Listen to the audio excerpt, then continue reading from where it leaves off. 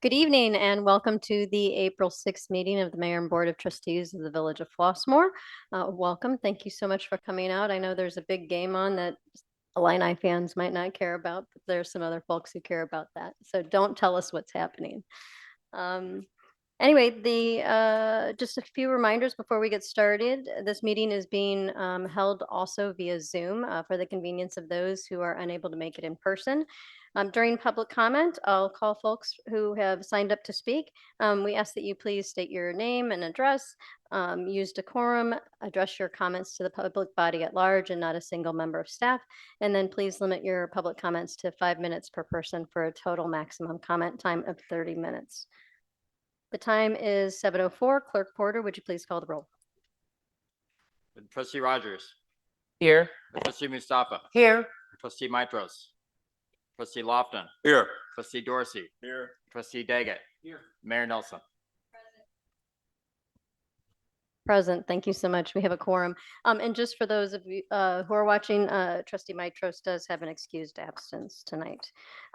First, I'm going to do the new resident proclamation. We do this every year in advance of our new resident event, which is next week. If you know somebody new to the community, please send them our way. Stephanie Wright and team does an amazing job of hosting an event this year. It's going to be at the Conservatory Vintage and Vinyl, where it was last year. It's a really fun vibe, great food from around town. And so with that, I'm going to invite two new residents up to help me read the proclamation, Angela Jost and Courtney Tillman.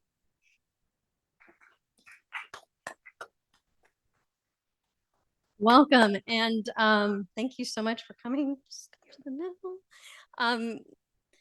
Angela has been out to several events. It's been fun getting to know her. And Courtney is our newest member of the Green Commission, not to be outdone by Carlos, who's hopefully going to get voted on to it tonight.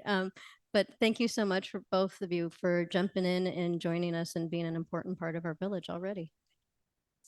Whereas our community's success depends on making sure that all Flossmoor residents feel welcome, and whereas new Flossmoor residents are a vital part of our community, bringing fresh perspectives and new ideas, starting businesses, and contributing to the vibrant diversity that we all value. And whereas we honor the spirit of unity that is bringing neighbors together and making our community the kind of place where diverse people from around the world feel valued and want to put down roots. And whereas by recognizing the contributions that we all make to create a vibrant culture and a growing economy, we make our community more prosperous and more inclusive to all who call it home. And whereas fostering a welcoming environment for all individuals, regardless of race, ethnicity, or place of origin, enhances the Village of Flossmoor's cultural fabric, economic strength, global competitiveness, and overall prosperity for current and future generations. And whereas the Village of Flossmoor is committed to continually building a welcoming and neighborly atmosphere in our community where all are welcome and accepted. And whereas the Village of Flossmoor encourages the business community, civic groups, other government agencies, and community institutions to undertake their own initiatives beyond this proclamation to make Flossmoor a welcoming place to all. And now, therefore, I, Michelle I. Nelson, Mayor of the Village of Flossmoor, do hereby proclaim April 16th, 2026 as New Residents Day. And that is the date of our event, 5:30 to 7:30. Dated the 6th day of April 2026. And welcome again to our new residents.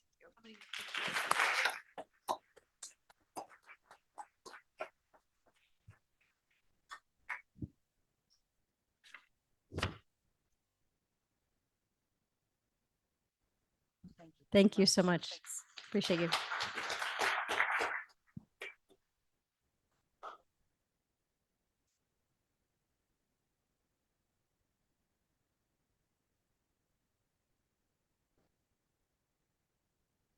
Thank you for helping me warmly welcome our new residents. Next up, can I get a motion to approve appointment to the Green Commission, Carlos Quezada Gomez? So moved. Second. Thank you so much.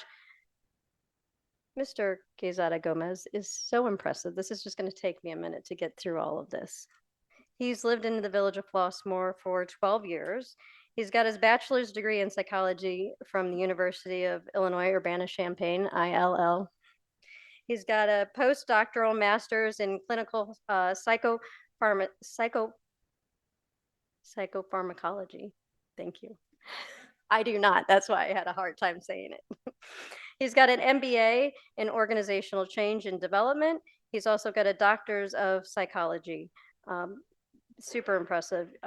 He talks a lot about gardening being therapeutic, and that's one of his interests in being on the Green Commission. He believes that having a skilled hand-on volunteer spirit, and he is active in several Village of Flossmoor activities, including he was a host yard for the NCJW Garden Walk last year. His yard was amazing. I had a great tour of it. He talks about managing stress and the importance of gardening in that. Currently, he is the treasurer for a nonprofit organization called Love Where You Live. The aim of that organization is to increase the livability of communities, to offer opportunities for community members to interact and engage in dialogue, to beautify the community via public art and activities that highlight the strength and resilience of a community. And I can think of no better reason to invite him to be on this committee. He went to a Green Commission meeting a couple weeks ago, and I think there was a good fit. He felt like there was a good fit. The chair of the board also felt like there was a good fit, and so I think it would be an amazing fit.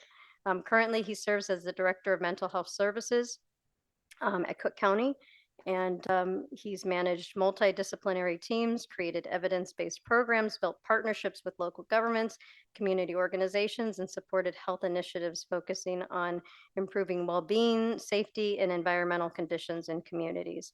He's helped with cleanups, created exercise centers and skate parks also. So what an incredible resume. Thank you so much for being willing to lend your talents and your expertise to the Village of Flossmoor. Mr. Quezada Gomez is here tonight. If the board members have any questions, I'll start with Trustee Lofton.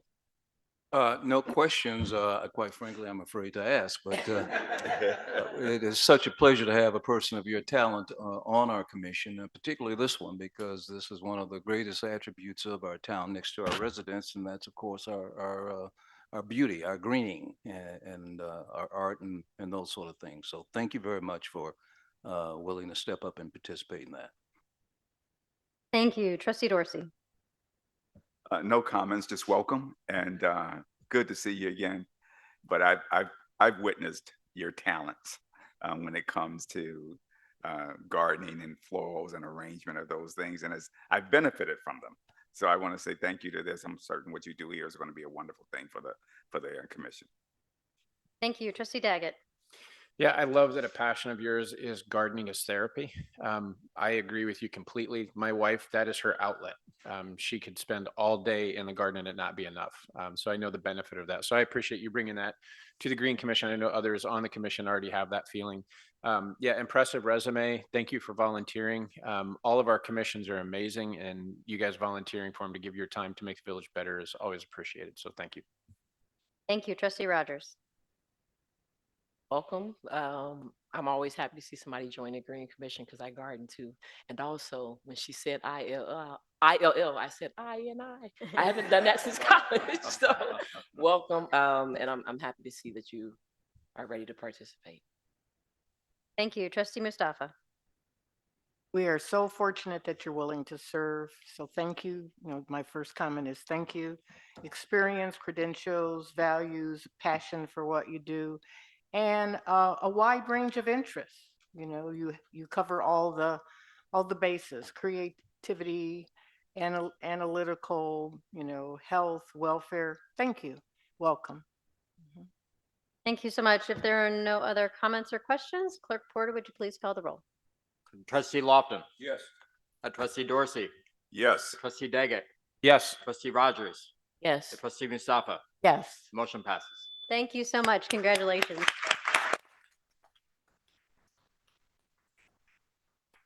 You can now add the title of commissioner to your very long and extensive list of titles.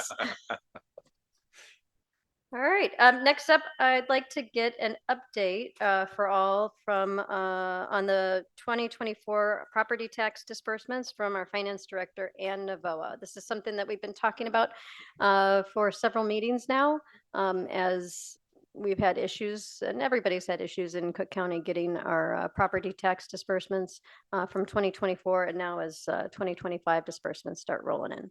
Thank you. Thank you, Mayor. As of the last board meeting, we have not received any more of tax year 2024 monies. That means we're still at a 94% collection rate for tax year 2024, and we would still be owed about anywhere from $300,000 to $400,000. Just for information, we never fully collect the levy. We're usually at about a 97 to 98% collection rate, so we are lower this year than we would anticipate. I do have quite a few emails out to Cook County about when we will see that money, as well as interest. I'm assuming there is a good chunk of interest due to us. As far as tax year 2025, so far we have received $1.2 million. That's in combination with corporate and the pension funds. It has slowed down since early last week. I am assuming the holiday may have had something to do with that. We did not receive anything today. But just in past, the due date was pushed back to April 1st. We typically see about $4 million at the end of the fiscal year come in. So we're definitely less than that. But I will keep everyone posted in the next board meeting. There is still no reporting capabilities. So any money that's deposited, I do send a follow-up email to Cook County asking what is it, and it seems now it's only tax year 25. So I'll keep pushing. And no report on interest that is owed to us as well, correct? Zero. Yep, and no road and bridge has been received for second installment tax year 24. Thank you so much for the update and for staying on top of them. I see the emails back and forth. Next, I'd like to get a quick update for everybody from our Department of Public Works Director, John Brunke, on the storm that we had, storms that we had. Thank you, Mayor Nelson. So last Friday night, everybody knows in town we had quite a bit of rain. Between 8 p.m. and 12 a.m. Friday night, we received 1.85 inches of rain, which is equivalent to about a one-year storm event per Bolton 75 at the state level. But between 8 p.m. Friday night and 11 a.m. Saturday, we received 2.36 inches of rain. It doesn't sound like a lot of rain, but that rain came very quick between probably about 9, 10 o'clock and midnight Friday night, quite a bit of that rain. And then it also fell on ground that was super saturated from a week-long wet weather event we've had last week. And basically the winter ground we still have, which is saturated. So that does not help the runoff. It does not help the saturation of getting rid of the rain. So we saw a lot more flooding than we normally would in the yards of the residents and also in our streets. So Public Works was out Friday night and Saturday morning early, closing roads, clearing basins, responding to lift station alarms, and also any other calls that came in. So was a pretty rough event, but not as much rain as we've seen in the past, but just given the conditions, it wasn't good. So just want to remind everybody too, that this is a good time to remember, we do have a residential drainage improvement program in town. So please go on the Public Works website, on the village website, under that program name, you could read about it. You could fill out a form and we'll come investigate a problem if you have it, a drainage issue in your rear yard or front yard or in your neighborhood. Doesn't cost anything to apply for it. We can come look at it. Always take pictures if you could as well, because that's worth a lot more than the words sometimes, because we can really see what's going on with pictures and videos. So yeah, please keep that in mind and report what you may have, and we'll happy to look into it and respond to you and get you an answer. And if it does qualify for the program, it gets added to the program list for future funding. So just want to share that. So if there's any questions, I'd be happy to answer them. Thank you so much. And that was basically a 24-hour operation that you were running with folks here helping respond and manage the storm event. So thank you. Thank you to all of your staff. Received numerous calls of gratitude from folks who live on Berry Lane. So thank you to the board members who supported that. Thank you to all of the staff who also supported that. Getting that connected was just a huge help. People were really breathing a sigh of relief by having that connected. So great job all around. Now we just got to get through phase 4 and 5 to to help downtown. Absolutely get the Vita connected for sure. Yeah, any Thank you. other questions from the board? Yes, trustee Daggett. Yeah, not really a question, but I think this is a byproduct of the project that we're doing where we relocated the pipe that was going under the Civic building. I stopped in the store that gets the most. I was there at 12:30 that night, bone dry. None of the stores down there got any rain in the basements whatsoever, where an event like that before, they all would have had some water coming up from the ground. So I think that project that we did, taking the pressure that was coming from the residential area through that, it seems like it's relieved some of that pressure. So that's also one of the projects that we were doing that we had to do anyways. And I think that's a byproduct of it. So I appreciate all the work you guys did on that. It looks like it's doing what it was designed to do. Thank you. Thank you. Anybody else want to add on to that? If not, I'll move on. All right.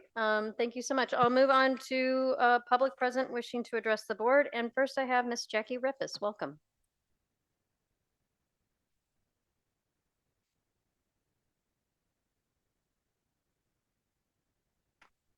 I'll give you time, John, to roll up there.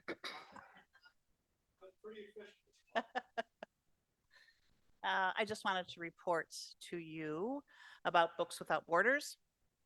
We met last week and we received a warm welcome from our hosts, Laura and Craig of the Rock Shop. It was great to hear many of you present to talk about the 3 books we previously read. Each book explored inequality and race, but each explored them differently. We are beginning to find a common language to discuss systemic and institutional racism, power and privilege, and historical context. But here's what inspires me. The group is sharing their research books, documentaries, and movies with all of us. They come armed with notes that they've taken from their small groups and book ideas. And imagine how this small idea of a community book club put in place last September has propelled us to want to know more and to do better. A few folks wanted to share their findings. The books were not specific to race, but all touched on our humanity as a people and a caring community. A soft-spoken and very wise woman recommended Worth Fighting For, Finding Courage and Compassion When Cruelty is Trending. She also recommended a documentary on Henry David Thoreau, who was an abolitionist. One with deep roots in the Mennonite Church recommended Jesus and the Disinherited. A local leader and busy mom recommended Black Like Me by John Howard Griffin. She also suggested other titles by the same author. And we have a resident researcher that joins us when we get together. She shared her findings on today's new Jim Crow, slavery among inmates in Deep South prisons. And she provided us with YouTube documentaries, websites, and a number of things that we should know more about. And the folks in the group were taking notes. We always encourage people to join us and invite people to bring friends. But I have to say the Homewood-Flossmoor Chronicle is a good friend to Books Without Borders. And just in their publication today, there was a bullet that says, the club is a great way to continue the effort to arm our community with knowledge and courage in order to grow our anti-racism skills. Whether you're new to learning about racism or are well-versed in the history of racism, there's no better way to be effective than working together, end quote. The next book club is May 19 from 6:45 to 8 o'clock at the Flossmoor Public Library. The title is Don't Go, Stories of Segregation and How to Disrupt It by Tanika Lewis-Johnson and Maria Kreisen. If your life in Flossmoor began in a Chicago neighborhood from Roseland to Inglewood to Humboldt Park or Ravenswood or more, this book is for you. The authors are both Chicagoans, and one of them will be joining us for the discussion. Again, the book is Don't Go, and it's available at the Rock Shop. Thank you. Thank you so much. Next, I have Mr. Daniel Crespo. Welcome.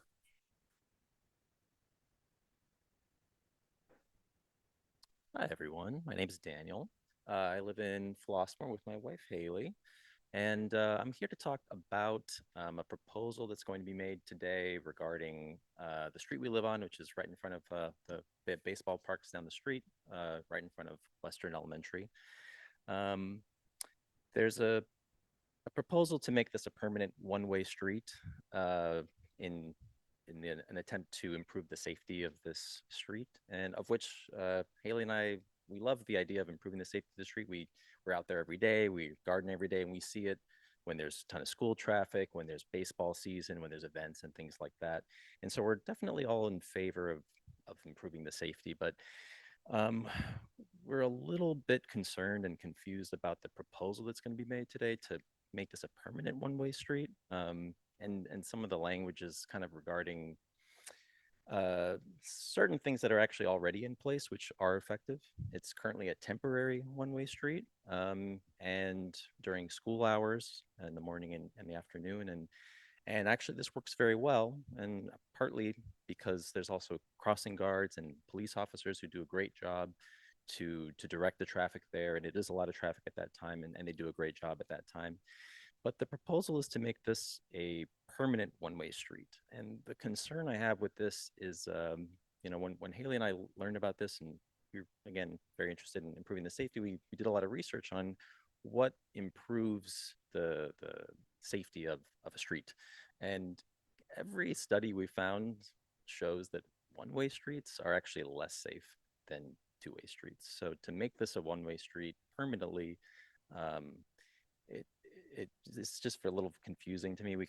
There was a meeting to discuss this with residents, and we briefly discussed it, but it wasn't quite addressed. This very like what I find is a kind of fundamental flaw. I mean, so at the very least, we kind of feel like if that is something that's going to go through or be considered, we feel like at the very least there needs to be more study done on this, or maybe an independent study to show how would this be any different than, why would this work here and not in all the other places where it's been studied. I mean, we made a presentation and everything. We cited like 10 different studies, and those were just a few of the ones we found, and every single one says that one-way streets are less safe, not more safe.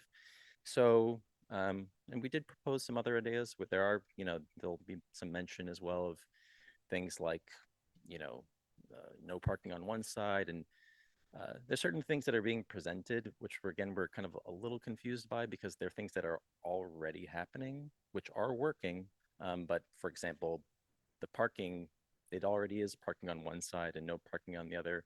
And there's no paint lines on the ground. Even just adding that in and having better signage, that's already one thing that would be a vast improvement to the space, and adding stop signs in certain areas, and reducing the amount of parking that's near the crosswalk so that people have better visibility. So these are all things that, we deeply considered, and we just wanted to bring that to the board, um, before making a decision like this, just to maybe have some extra consideration on what will actually make this street safer, because that's definitely what we all want. So thank you for your time.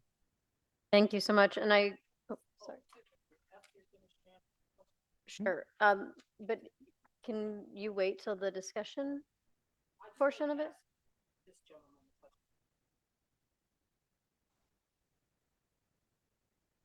Trustee Mustafa, sure. Go ahead. When you mentioned studies,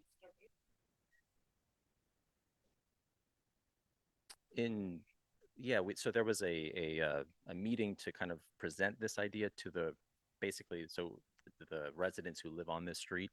That's how it was brought to our attention. Um,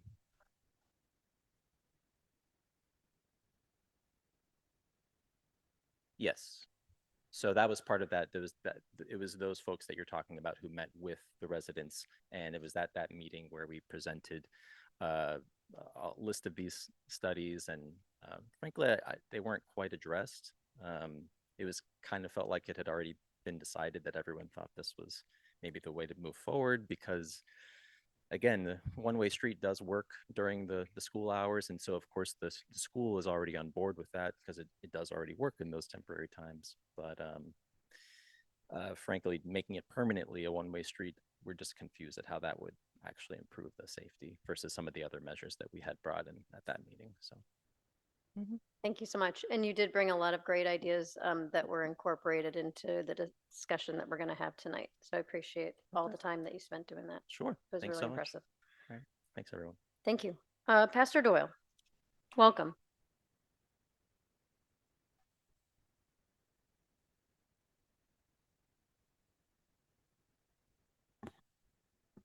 Good evening. Whoa.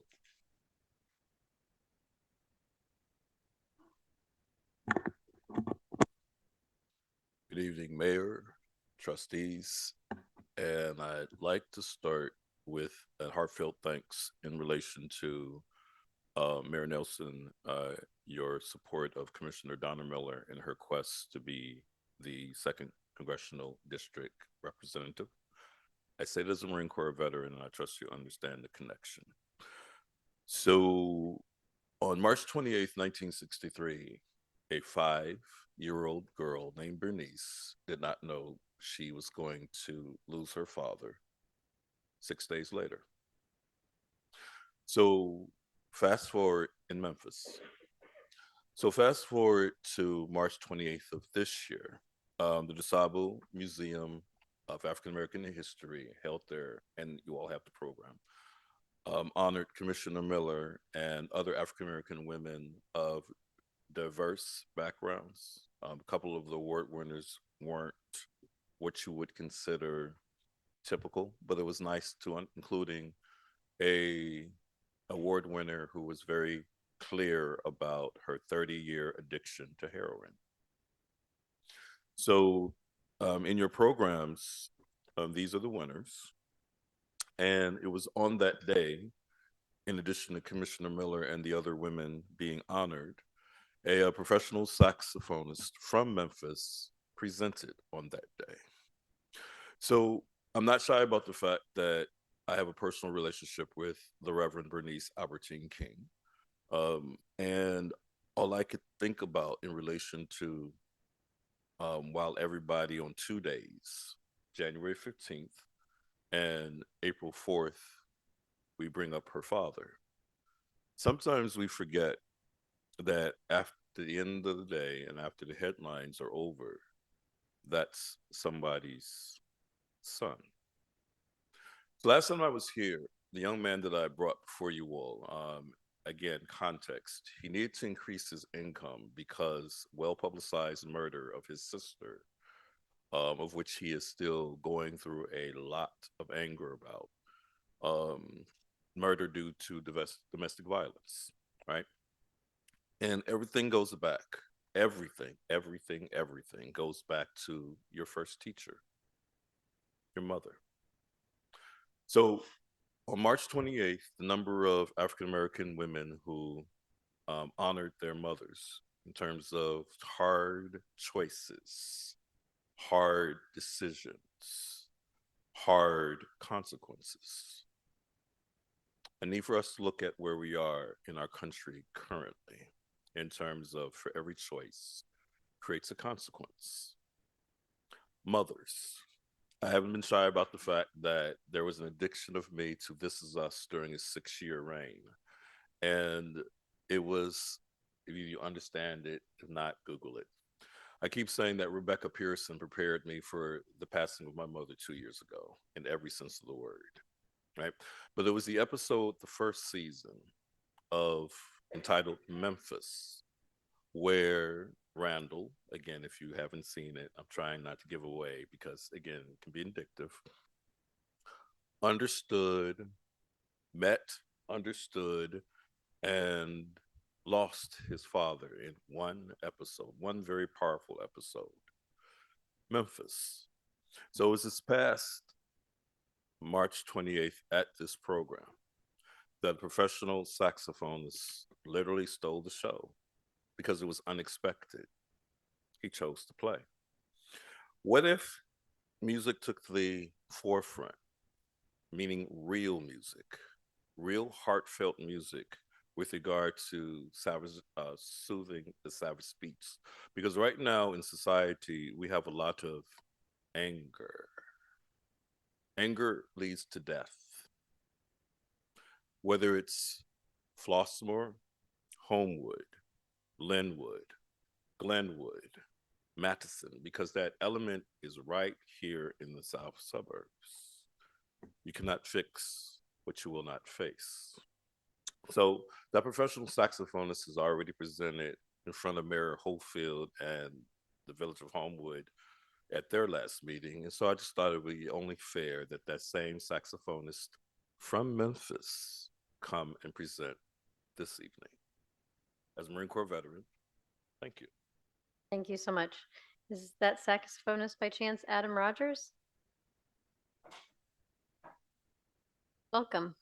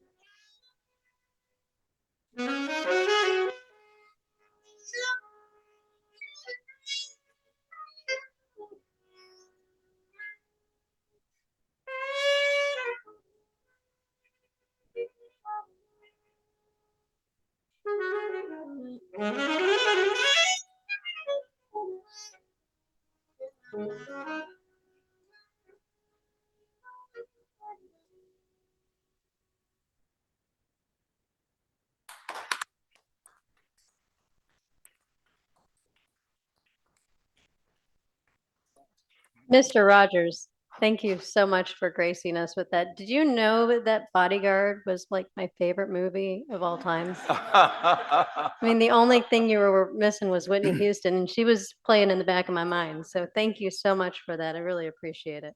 Mayor, Thank you. you Yes. will notice that Mr. Rogers has a 1911 sweater. He is a member of one of the greatest fraternities in the history of the world, Kappa Alpha Psi. Thank you so much. That was quite a treat. And thank you, Pastor Doyle. All right. Next up, can I get a motion to approve the consent agenda? Second? Thank you. Is there anything anybody would like pulled off for discussion? Seeing none, Clerk Porter, would you please call the roll? Trustee Rogers, Yes. Trustee Mustafa, Yes. Trustee Lofton, Yes. Trustee Dorsey, Yes. Trustee Daggett. Yes. Motion passes. Thank you so much. We don't have any formal reports of committees, commissions, or boards, but there is an art commission fundraiser that is happening For more information, please go to our website. They are collecting yard art. So if you have a woodworking skill or any sort of talent for public art sculpture that could be auctioned off, I'd encourage you to go onto the website, download an application, and create something fun that they can auction off. I will be creating another Adirondack chair this year, again with a Flossmoor scene painted on it. So I hope you'll check it out. Next up, can I get a motion to approve an ordinance of the Village of Flossmoor, Cook County, Illinois, approving a development agreement with Nisong Properties LLC? So move. Second? Thank you so much. To introduce Mr. And Mrs. Hakeem and Sadie, I would like to introduce Village Manager Bridget Wachtel. Thank you so much. This is an exciting project to bring forward to the public.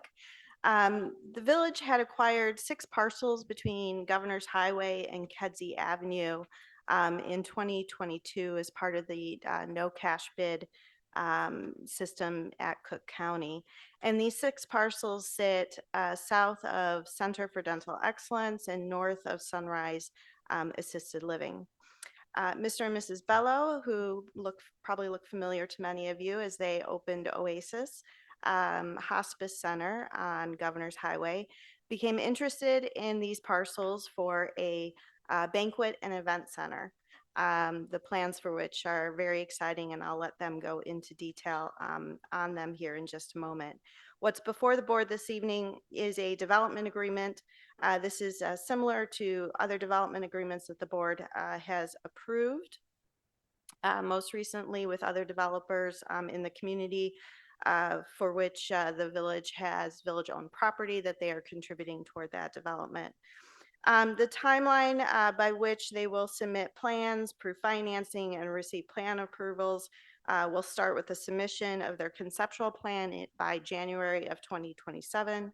And they will be looking according to their own timeline to receive those approvals no later than May 31st of 28, with construction beginning that year and being completed no later than September 30th, 2029. While that sounds far away, we'll all blink and it will be here. In exchange, the village agrees to convey the land once they receive their permits. We also agree to a Class 8 tax abatement, as we have for other redevelopment projects. And with that, they have agreed to a make-whole agreement for village services so that the village continues to receive its share of the property tax at the 25% commercial rate. Those agreements for the Class 8 and the make-whole agreement will come before the board at a later date. They're referenced in the agreement itself, but they'll come forward at a later date when the final plans are presented to the village board, and that's how we've handled these developments previously as well. There are several terms and conditions within the agreement to protect both the village and the Bellows in case the project does not go through for any reason. And the language is similar to how we've had in previous agreements. But with that, I will let the Bellows get to the good stuff, which is kind of walking through their plan and presenting that to the board and to the public. And then, of course, we're available and the village attorney is available to answer any questions. Welcome. So good to see you. Thank you. Thank you. Well, good evening. My name is Hakeem Bello, and this is my wife, Shade Bello. As most of you will remember, we own House of Goshen Oasis Hospice down the street. So we're here just over 2 years ago in front of you with that plan. I think for us, we've lived in Homewood for like 28 years. And I'm an event photographer as well. I do that just to clear my head. So I established a photography business. So I go out into the community to take pictures for weddings and just different events, corporate events as well. And I just find that we travel outside our community to find a banquet hall for events. We do that a lot. And I think when, we always drive by Governors, and I saw that land. So I met with the mayor and, Scott, like, just to get some idea of what incentives are available, any economic development incentives. And I think for us, having a space like this, I'm sure we're going to see the design is very unique. I think in Homewood-Flossmoor, Olympia Fields, even Matson, there's really no event space. So I think bringing something of this caliber will really spice up Flossmoor. I think before we actually developed anything in Flossmoor, I used to joke, I'm like, Flossmoor is not the place you want to, just go because it's very expensive. When I told my wife I had a dream about the land we're currently in, she's like, I think you need to go dream some more. That's, that is not the place, but I mean, Flossmoor is an awesome community. The mayor, she's been a great support. Even Bridget, everyone here has been a great support. So I think bringing something of this caliber is really worth it. And we're hoping the board will support this project.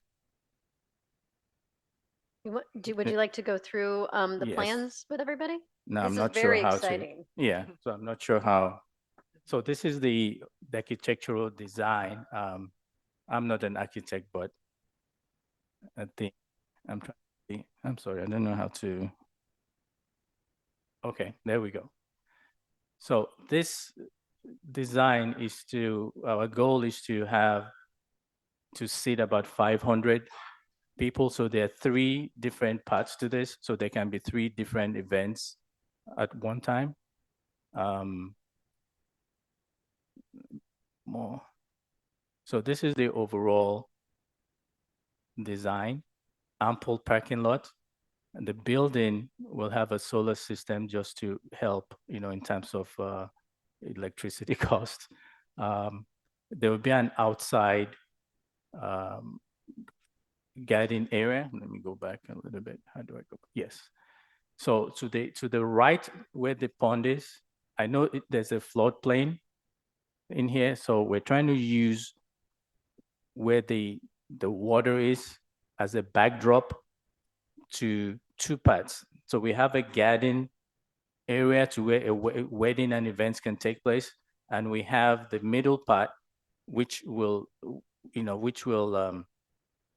they can have a wedding as well. So that floodplain, we're trying to do more or less like a 2-in-1 to where there's going to be like a water fountain on the right side of that pond, and it will be an awesome backdrop for weddings. The middle part can host an outside event as well. Something comparable to CD and Me in Frankfurt, to where they have concerts during the summertime. That is the goal, that we'll be able to bring people into the community to where it's going to become an economic hub as well for Flossmoor.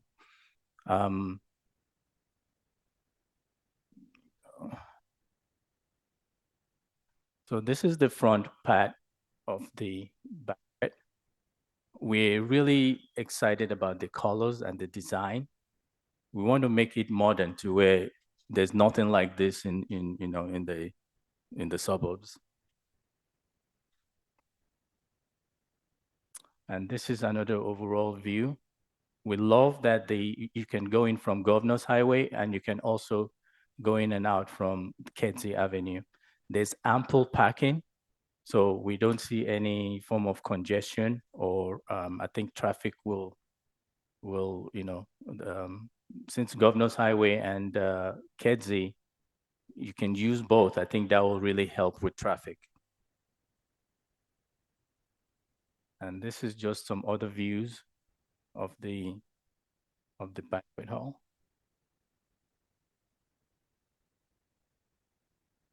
So we have this overpass that goes from one part of the building to the garden area. And on the render view 10, that's kind of where the garden area is, to where we're trying to make it a place of beauty, to where people can even just come in and, just walk around the facility.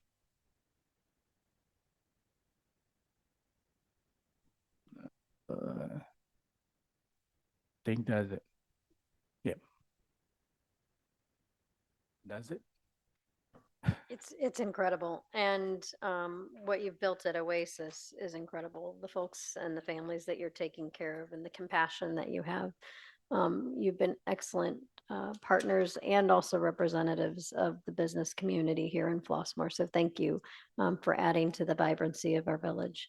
I'll start with questions and comments from Trustee Dorsey.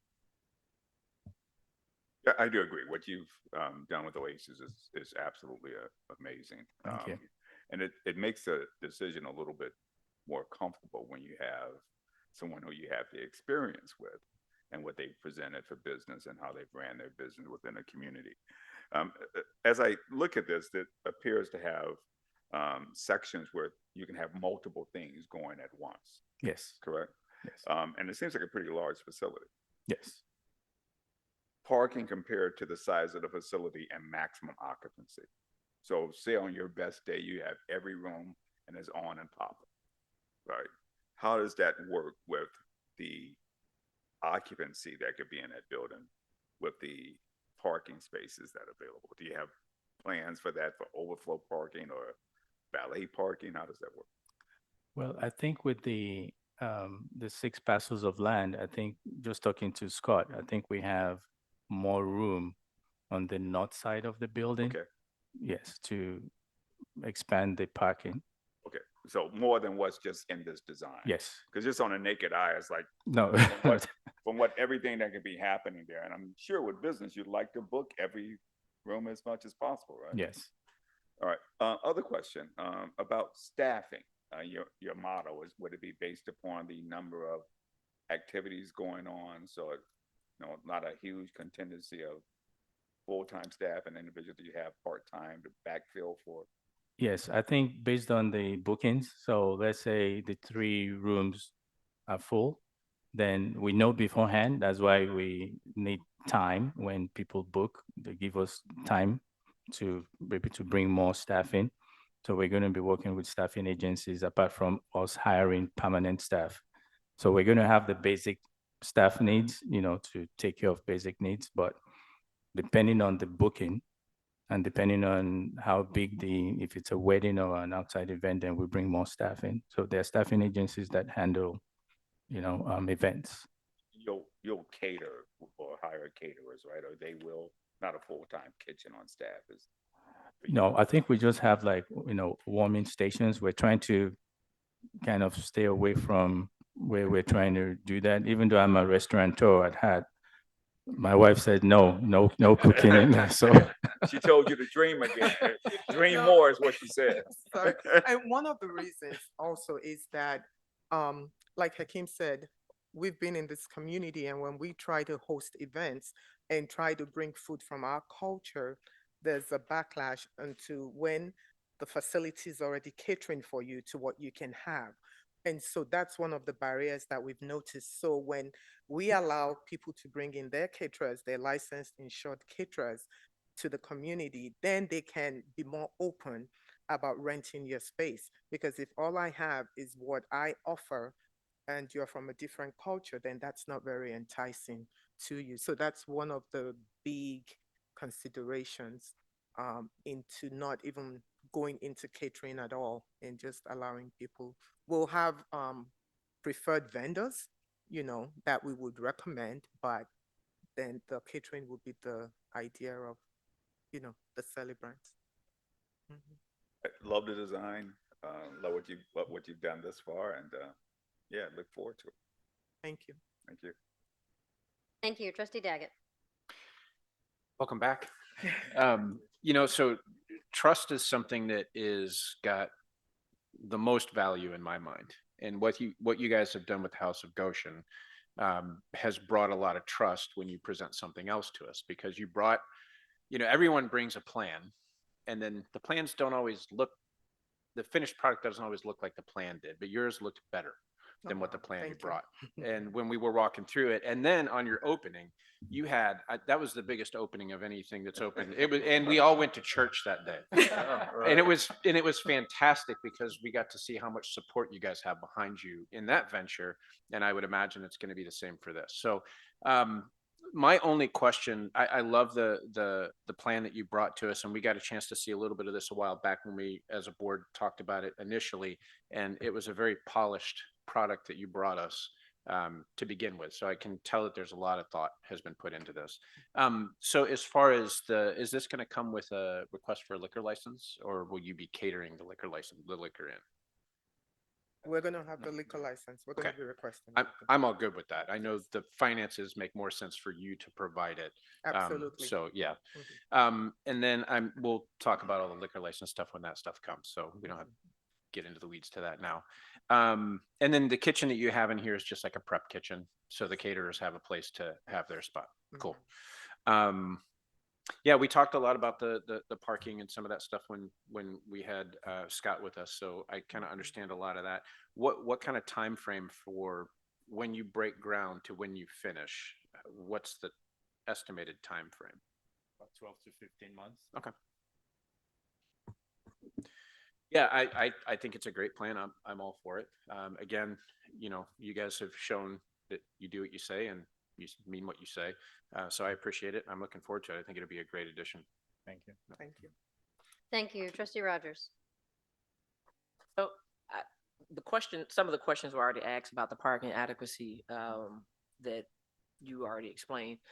The only other question I had, and if you can explain it, what kind of events other than weddings and things like that? Because I know when we initially saw it, I was thinking something similar to what Country Club Hill has when they have those sort of events with the concerts and things like that. Can you explain that a little bit further? And also, will those events be indoors or will they be outdoors? Because some folks may want to know, like, how will the noise be contained and things of that nature?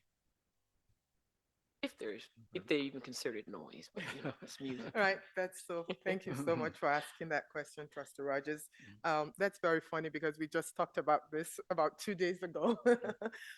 With regards, so the outdoor events, we're thinking more of things like concerts so most events go Friday, Saturday, Sunday, right? The place is open 7 days a week. What do we do Monday, Tuesday, Wednesday, Thursday? And so we thought with that outdoor space where we primarily designed for weddings and other events, you could use that, even things like what we would normally do, like Flossmoor days and things like that.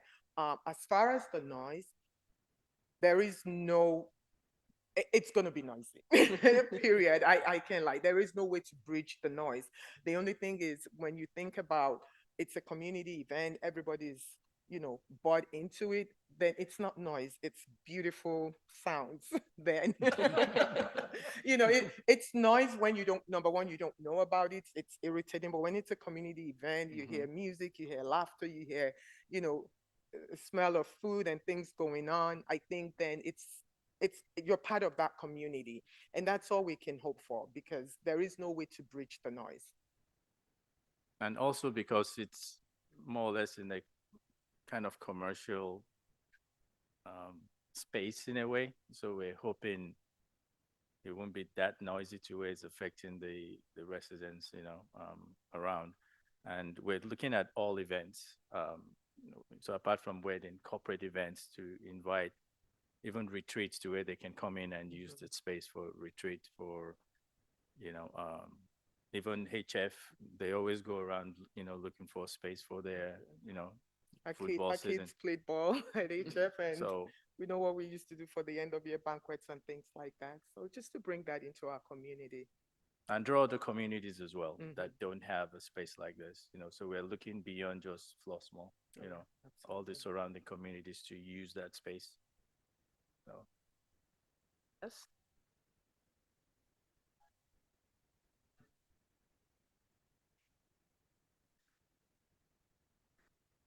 yeah. Thank you. Trustee Mustafa. Thank you for coming back and for your interest in another development. So thank you.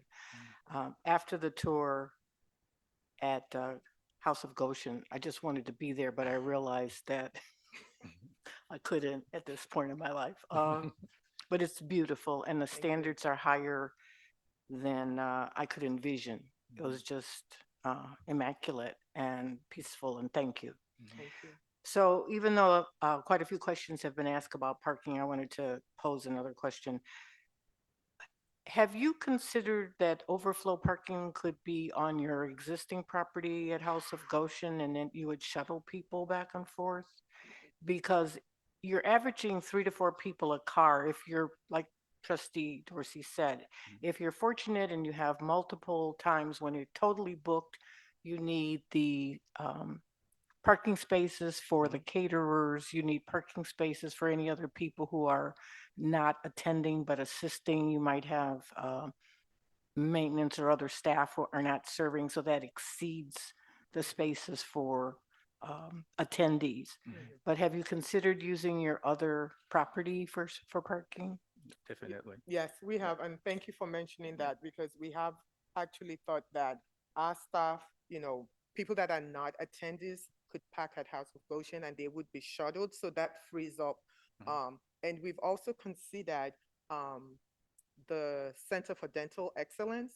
They are not open on the weekends. Flossmoor Animal Hospital, they're not, the evening on the weekends when we would be having events.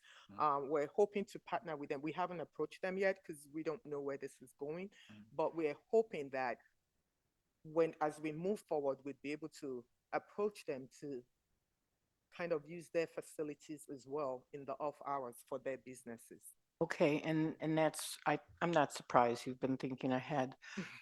Also, you'll have people there so that there's no backup on Kedzie or Governors when the lot is full, people thinking they can park and they can't. Yes, oh, Okay. definitely. That's one of the attractions or, in going to any space is the flow of traffic. If I have to figure things out and ring around the rosy, then that's not fun. Okay. And so, yeah, directions will be very clear when the parking lot is full. Overflow parking would be very well managed. I like that ring around the rosy. Thank you. That's all I have. And Thank you. best of luck and much success. Thank you. We appreciate that. Thank you. Thank you. Trustee Lofton.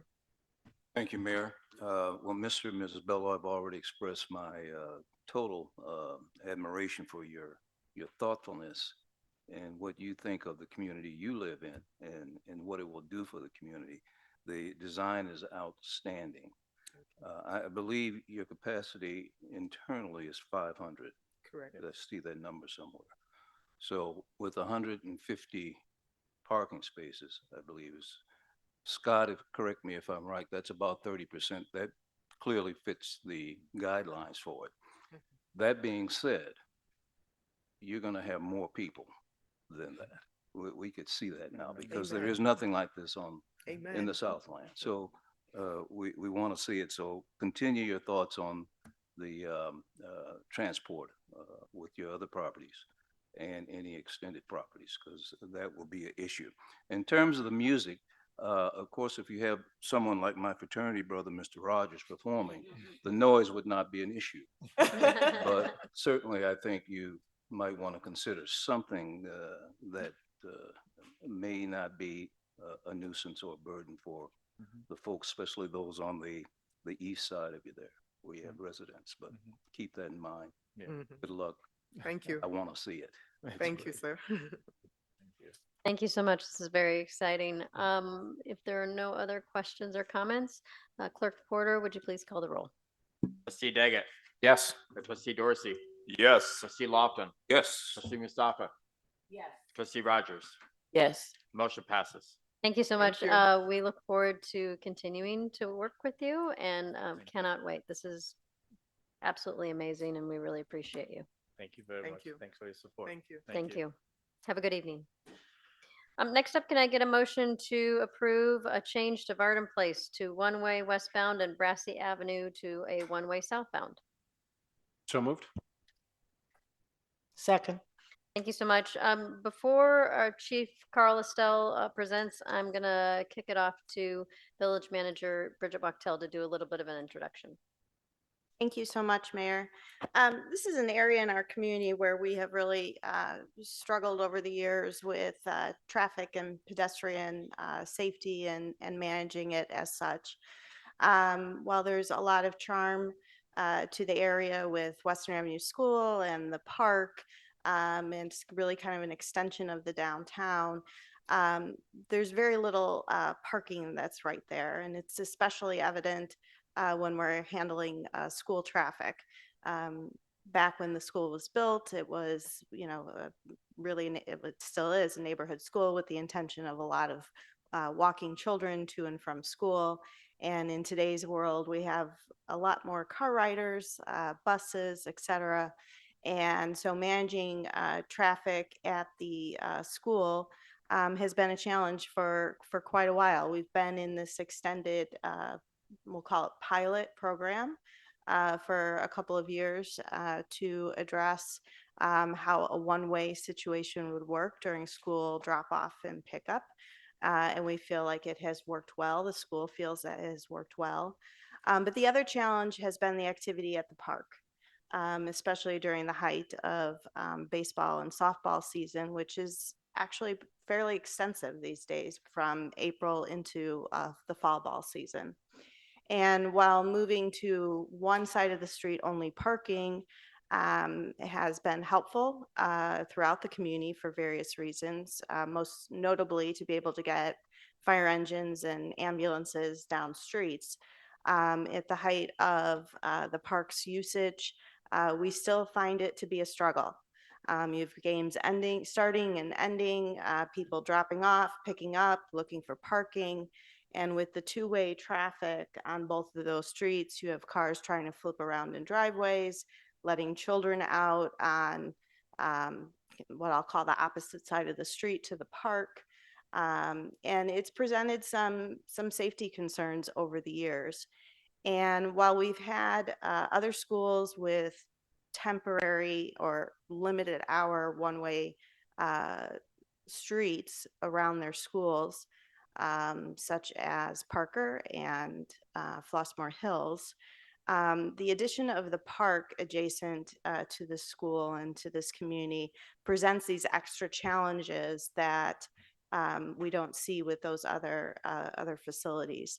And so while we talked about the temporary one-way parking just during school drop-off and pickup, really by the time we finished that discussion, we thought that to be clear in our communication to the public and to the visitors of that park, sometimes those are not members of our community, that if it was one way at all times, it would be more clear what to do. And we'd actually be flipping the parking to the north side of Vardon Place and the west side of Brassie Avenue. And so you'd always be letting your children out or your passengers out on what I'll call the safe side of the street.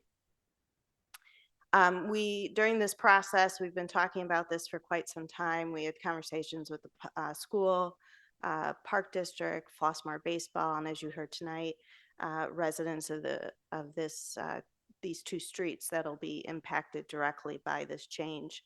I want to thank Daniel and Haley they did, I will say, an impressive presentation for staff that we reviewed. We've talked about incorporating some of their suggestions into the plan, such as striping of designated parking spaces, also clarifying, making sure we're correcting our measurements from the intersection to the first parking space on both of those streets, as well as turning over the suggestion of an additional stop sign on Vardon Place to our engineers for further study. We're actually taking a look at several areas in the community to add some stop signs right now, and we're going to add that to it.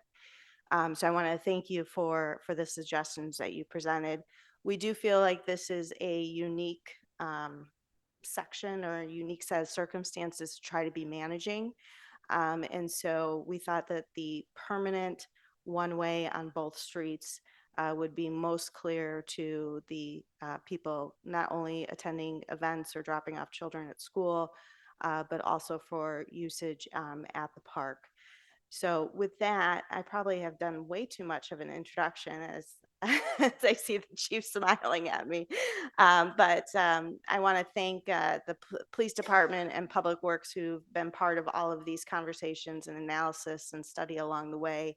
And with that, I'm sure Chief Estelle, I don't know if I I probably said too much to leave you nothing else to say, but if you'd like to add some additional commentary, that would certainly be most helpful, especially as your staff have been the ones out there for the last few years managing the traffic during drop off and pickup. So if you could please comment on that for the group, that would be helpful. Yes, thank you. And that was just, I can't add much to that, but thank you, Mayor, Board of Trustees, and community members. This has been a problem out there for quite a while, for years, actually. My kids grew up in this system through this park district, and it's the same problem has been going on for all these years. And one of the main things, if you went down there right now, down Vardon Place from Western, if you came westbound on Vardon Place from Western, and if you looked at the street signs that are out there, there's no one here that can make sense of them because there's so many different signs up there. And it's confusing. It's confusing to us. We know what the rules are supposed to be, so we have it in our head when you can go, when it's one way, when it's two way, what side of the street. But for anybody visiting our community, and especially from the springtime to the fall time when all the visitors are here, hundreds and hundreds of visitors from Friday to Sunday with all the different, with the tennis, with the baseball, with the soccer, it goes on and on. So many other people who visit our community, we haven't done much to make it comfortable and easy for them to understand where you can park, what is the right way to park, what is the right side, what time of the day is it one way. So we believe after going through all this, the main thing is to make it safe for the children who are crossing and the adults who are crossing and going to the school, who are crossing and going to the park. Because quite often, if you have the two-way streets, the kids are crossing in front of traffic that are coming towards them, actually traffic coming in both directions. And so we had a meeting with the director of the baseball league from Flossmoor Park. We had a meeting with the school superintendent and the principal of Western Avenue School. We went out and placed flyers on every home along Vardon Place and Brassie Avenue, trying to get communication and participation. And Mr. Daniel and Haley, they participated. They gave a lot of good ideas. But at the end of the day, we just believe that this will make it a whole lot safer. And Mr. Daniel, he did make a comment about the one-way streets, and some believe that one-way streets could be more dangerous, but usually that's when a one-way street is 3 to 4 blocks long.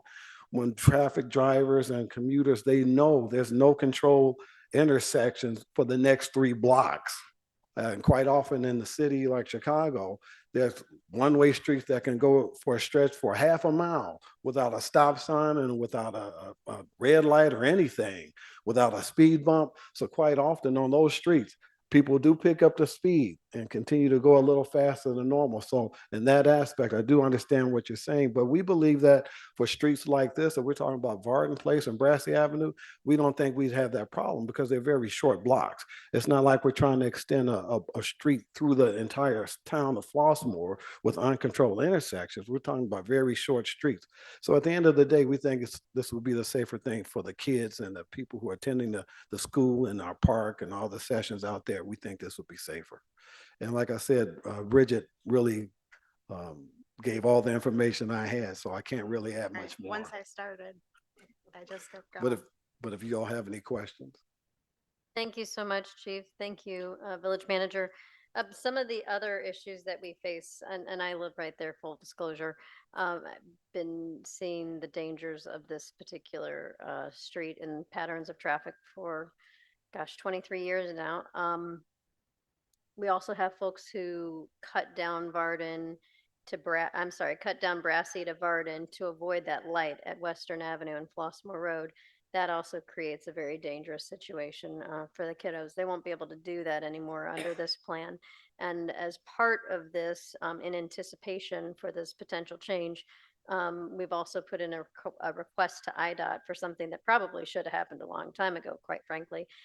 So when you're traveling eastbound on Flossmoor Road and you get in the turn lane to go north, there would hopefully, if IDOT approves it, be a light that gives you a left turn to go northbound onto Western Avenue, which I think would be extremely beneficial. In addition, turn lanes would be at the south of Brassie Avenue onto Flossmoor Road. The striping was a great addition as well as a stop sign, which would help slow down traffic. I personally, I will be inconvenienced, but I think that the safety of our kiddos, and all of the people who are going, who visit, Flossmoor, and with the way Flossmoor baseball has been run the past couple of years, there are more and more people from outside of the community because now softball, plays against, and Trustee Daggett can attest to this, softball now plays from, against Frankfurt, New Lenox, Tinley Park. It's not just in-house. It's folks from all around the Southland who are coming to the village, and attending these games. So making it less confusing, for folks who are visiting, making it more safe for the kiddos, and less confusing for the kiddos also. I just see all the upside, and it's worth the additional, couple of minutes that it'll take me to get back to my driveway at night. So with that, I'll start with questions, from the board. Trustee Daggett. All right, I get to start. So my kids went to Western Avenue for 12 years. So I'm very familiar with the old traffic pattern and the new traffic pattern. And there's just not enough land there to make it the way that it needs to be, unfortunately. But I think trying to find the best possible solution is important. So I do have a few questions. So the no parking times, where right now, when you pull in on that right side between, what is it, 8 o'clock and 9 or something like that, you can't park. So the parking is going to move on the Vardon place. It's going to move to the left side of the street. On the So all north parking side. on the north side. Right. Okay. So how do we prevent, and pickup lines are the worst places in the world, when it comes to driving. How do we prevent people from going into the south side of that one way and just stopping willy-nilly and dropping their kids off and backing everything up onto Western? We would have what we call the pickup times. Yeah. Where there's no parking No out parking at there. all. So Okay. that would be like from 8 o'clock to 9 o'clock, or Okay. 2 to 2:30, or 2 to 3 o'clock. That would be where people, you can't park there, but that's your pickup time. Okay. So it's just to stop and unload, load and unload. Got it. Okay. And it will, in those times, will it in effect be 2 lanes? Well, it'll always be, if it's going to be a one-way street, it'll always be one lane, because At the parking. yeah, but Right. now when you start talking about 2 lanes, if you have cars that are already parked there, or dropping off and picking up, I don't think we're going to get a 3rd lane out of there safely. Yeah. Well, the reason I ask is because, when you get people coming in for the drop off right now, if you go past Western Avenue in the morning when there's drop off, oftentimes you've got 15 to 25 cars lined up trying to turn in where they're supposed to drop off. Yeah, I'm thinking a lot of this out loud because this is our first conversation about it. I'm just trying to think if there's ways that we can keep that traffic off of Western, because that creates a bit of an issue, not just for the cars that are there, but also the crosswalk, because those cars back all the way up to the crosswalk, and then you get people getting upset and trying to whip around. And I've seen them drive through the crosswalk when the crossing guard is out. During our meeting with the superintendent, and I don't want to speak for him, but he did have some type of an idea that it won't be proper for me to talk about, but he did mention that. Okay. All right. I do agree with the turn signal and the turn lane, the turning signal, the left turn signal coming off of Flossmoor Road onto Western. That is a dangerous intersection, because you got cars that can turn left from the other way, and those cars come whipping through down Flossmoor Road doing way too fast, and it's completely blind, especially for young drivers, which I have too. It can be a very dangerous intersection. So regardless of what happens, I hope we're able to get that turn lane signal there. I've seen other places that have a similar layout. Hinsdale has a school right near their downtown that has a similar layout to ours, where it's kind of a funky, weird thing. And about, I don't know how long ago it was, but they went to a one-way there, which is a little annoying because you got to go one street further to come back around, but it works. Clarendon Hills has one. Naperville has 2, I think, that I've seen just off the top of my head. So I understand the reasoning behind it.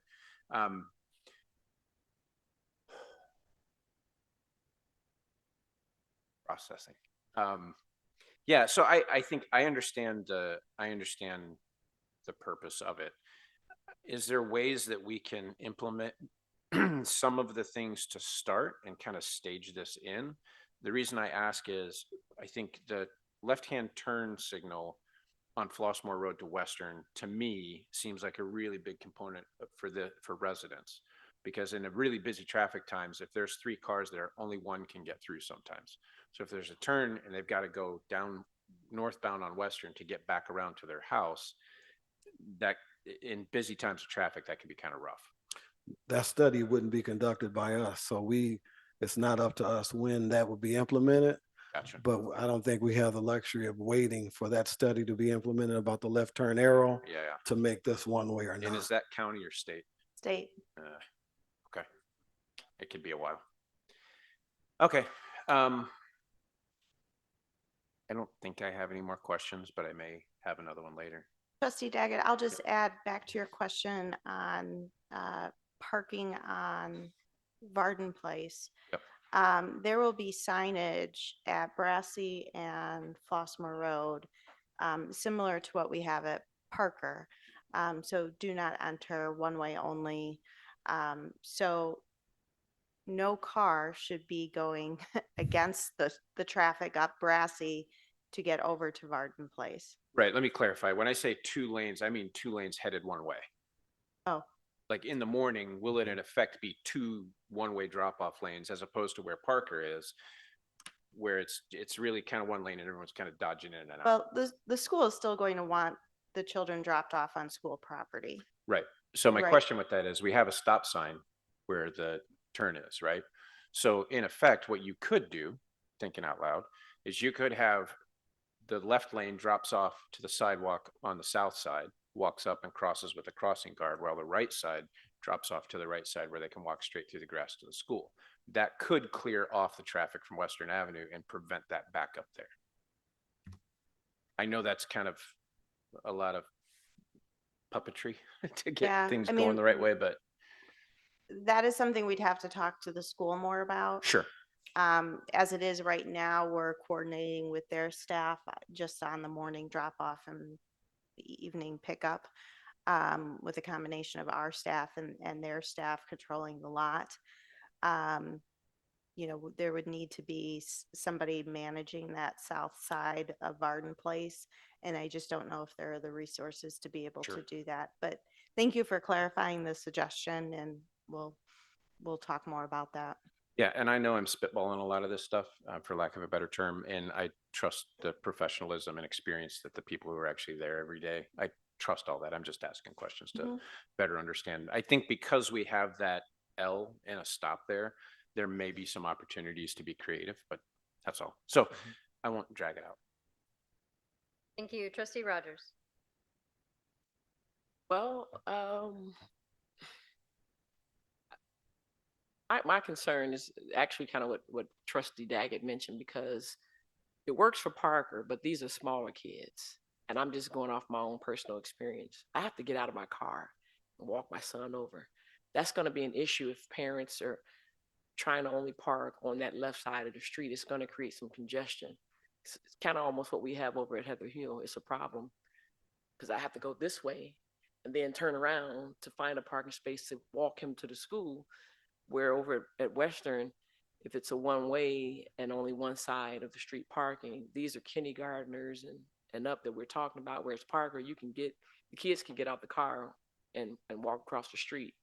And I know that is going to create some congestion, especially going down Western to come back up to get to the school. So that would be my concern for the residents that live on those streets, but then also for the parents dropping the kids off, because there's a lot of parents that are trying to get their kids to school on time.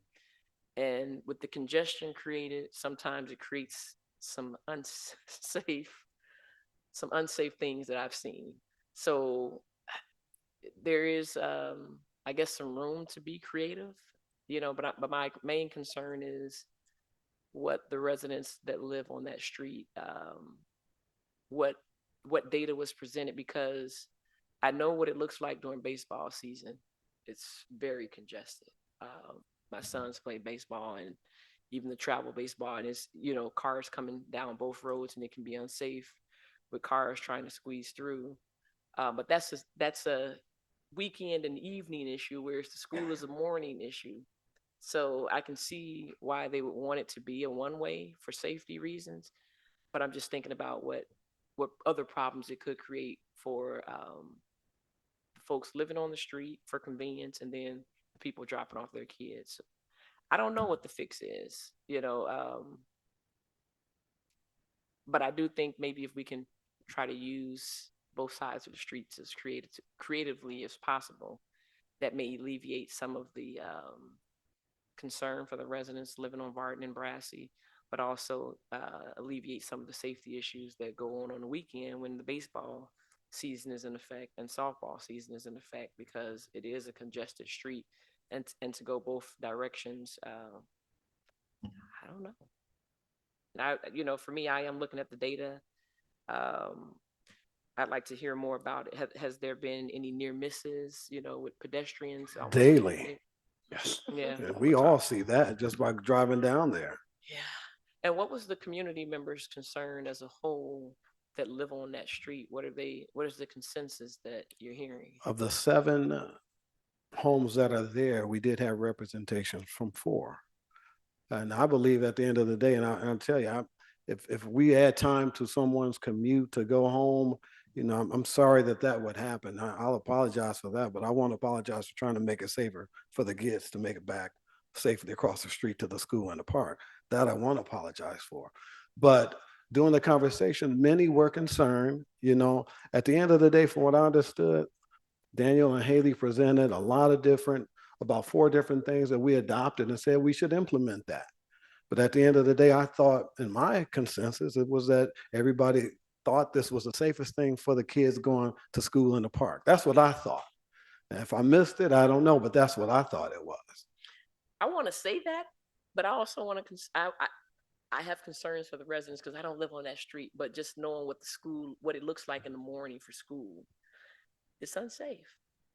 We don't leave our driveways. Trust me. Yeah, it's unsafe, and that's similar concern that I have, like I said, for Heather Hill, because people are trying to get kids on time to school, and they're doing some illegal activities with moving their cars, but then there's also, like Trustee Daggett mentioned, the usage of both sides, because the reality is those parents are going to have to get out their cars to walk, because we're dealing with younger generations now. These are kindergartners and up, whereas the Parker kids utilizing just the one side of the street works well. People drop and go, but that's not what we're going to see over there. So Drop and go. They do. They drop Yeah, and go. One of the differences with Western is they do have the parking lot entrance. So a lot of the little kids, they can get dropped off and all they have to do is cross the bus lane, and they've got multiple teachers there on each side. So once you're in the parking lot, it's pretty safe. So a lot of the little ones, when my kids were little, that's where I dropped them off because they're nuts and they didn't think about cars. So. Yeah, I was going to comment that they do require the kindergartners to be walked over. And parents are used to parking either on Vardon Place and even Brassie and do the extra walk. You can do it without having to cross any of the car traffic if you're on the west side of the street on Brassie. And so the families at Western, I think, are used to, even if they have to go a little bit further to walk their kindergartner, that they'll do that.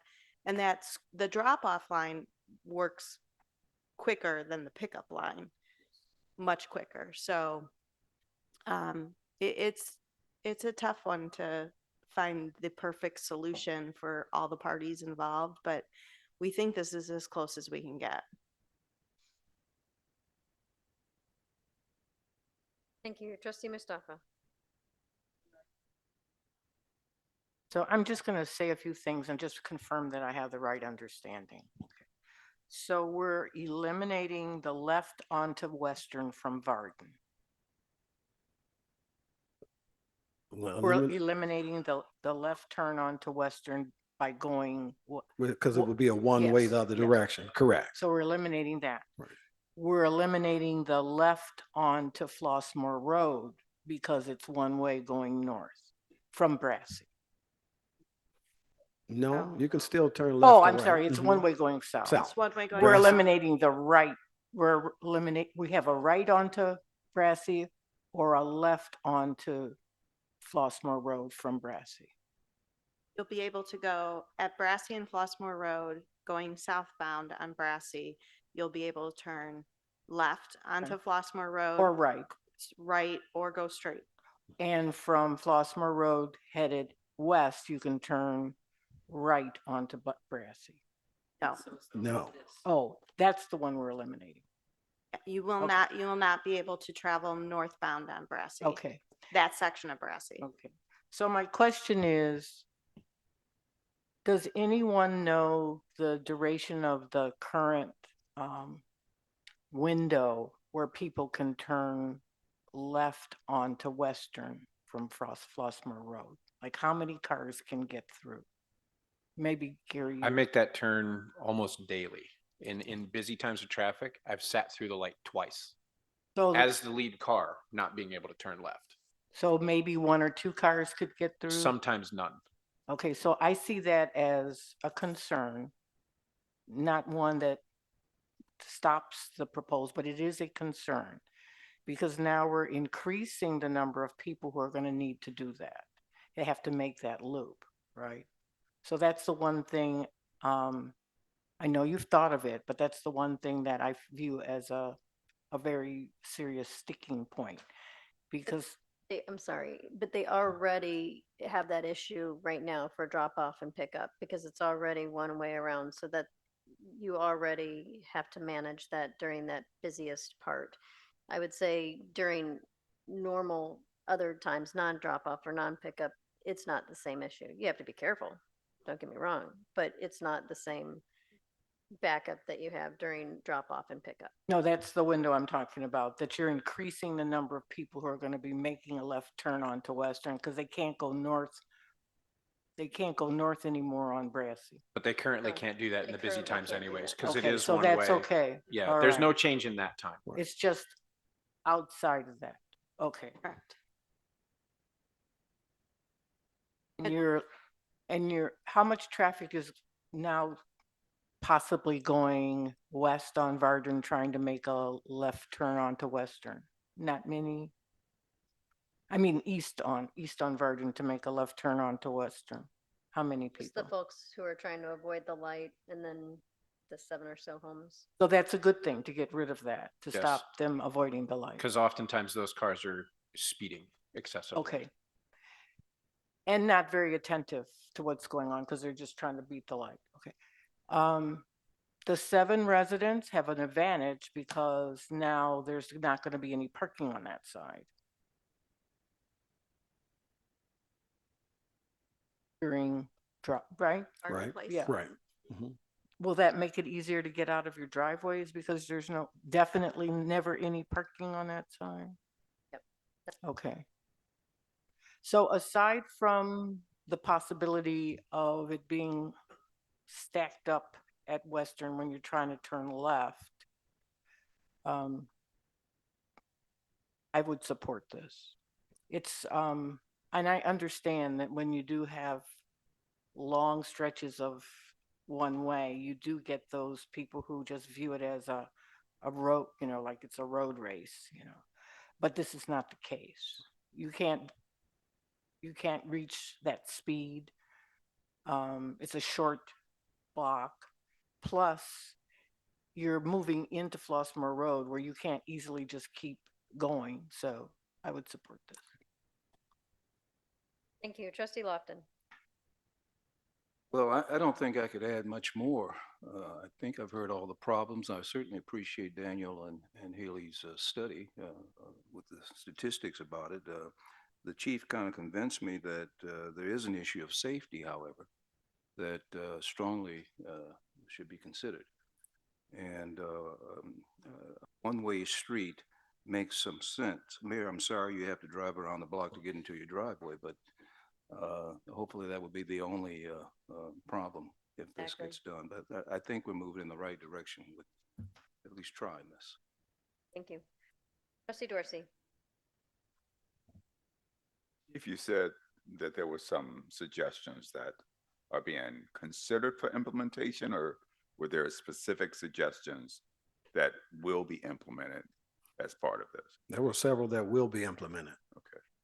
I just Googled right quick some things that makes one-way streets safer. And things like speed bumps and extending curbs and things of that nature, better lighting, things of that nature. I don't know, were those part of the suggestions, and is that any of that part of the implementation phase? Speed bumps did come up, but that's a whole nother thing. I don't think we want to have speed bumps out here yet. I don't think we're ready for that. All right. Look, I know the area, and I've been part of the problem. Don't look at me like that, Mayor. But it's because literally sometimes things are so bogged down, you have to try and maneuver. And quite frankly, I understand the inconvenience that it could be sometimes, but I also understand the safety that does come from making that one way, right? I appreciate the residents and their concerns with this one, but as long as we're hearing the voices of these are some of the things that we'd like to see implemented to kind of ease the inconvenience. If we're listening to that and if we're continuing, I see here there's a communication phase that is even with this to have that continuous communication with those residents. I'd be in support of it. Thank you so much. Thank you to Haley and Daniel for helping us with this situation. If there are no other comments or questions, Clerk Porter, would you please call the roll? Trustee Dorsey. Yes. Trustee Daggett. Yes. Trustee Rogers. Yes. By Trustee Mustafa. Yes. Trustee Lofton. Yes. Motion passes. Thank you so much. Mayor, Next, I'm sorry, could I make a request as a Trustee part of this? Daggett. Once this is completed, could we get like a 6-month or maybe a 1 school year update on, hey, how do we think it's going? Is there any changes? Just so it's kind of top of mind so we can maybe ask the residents again, hey, now that we've been doing it. Absolutely. Perfect. Thank you. Thank you. Next up, we have a discussion on implementing a places for eating tax. This is discussion only. And presenting Village Manager Wachtel. Great. Actually, we're going to start with Assistant Manager Bogue and Finance Director Novoa. You are making me nervous. That is. The gadget. How are you feeling? Good to see you. See everyone. Welcome. Welcome. Hi, board. Do you want to sit down while you're No, I'm presenting? good. I'm good. It's all good. Really? Okay. Today we have a scheduled discussion on the places for eating tax. Tonight's presentation will be by myself, our finance director, as well as our village manager. The places for eating tax has been discussed by this village board and brought up by this village board multiple times, twice this year, including the 5-year analysis. But this topic has come up multiple times since I've been the assistant village manager, and I'm sure it has come up before as a possible revenue source as well. It's one of the 2 largest non-property tax revenue sources remaining to the village. So we're thinking about this. Places for eating is defined as a place where prepared food and beverages are sold at retail for immediate consumption with seating provided on the premises. So if you think about this, it could be seating inside or outdoor seating as well. That considers a place that could be used for places for eating tax.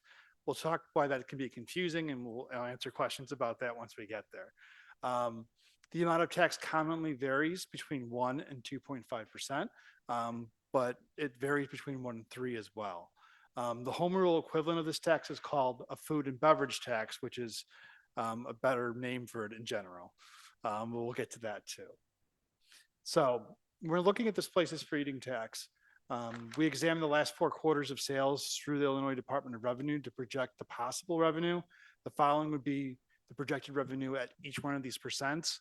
We included 2.5% in the calculations because Half percents can also be in here. And when we're talking about implementation and the cost to implement something like this, those percentage points we might be able to adjust that to a 0.5 or a 0.25 or something along those lines to your direction if this was something we were looking for.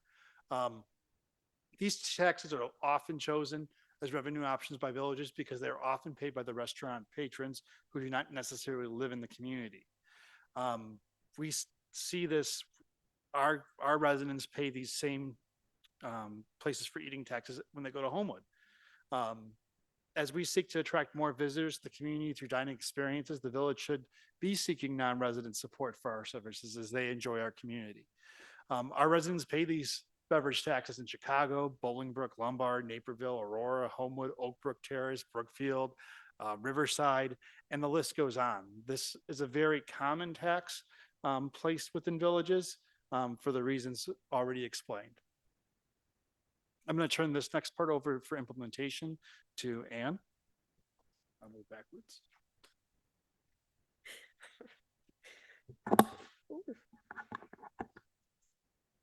All right, good evening, board.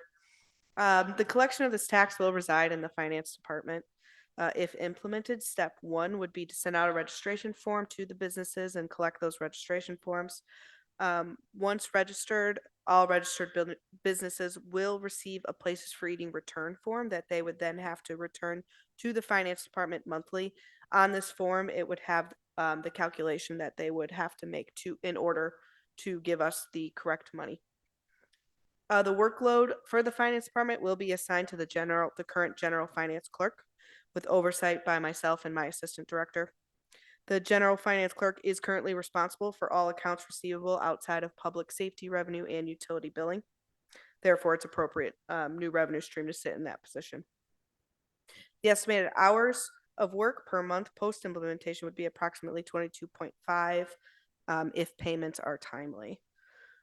This time would vary depending on accuracy of reporting, on the business end, promptness, and whether reminders are consistently needing to be sent out to the businesses.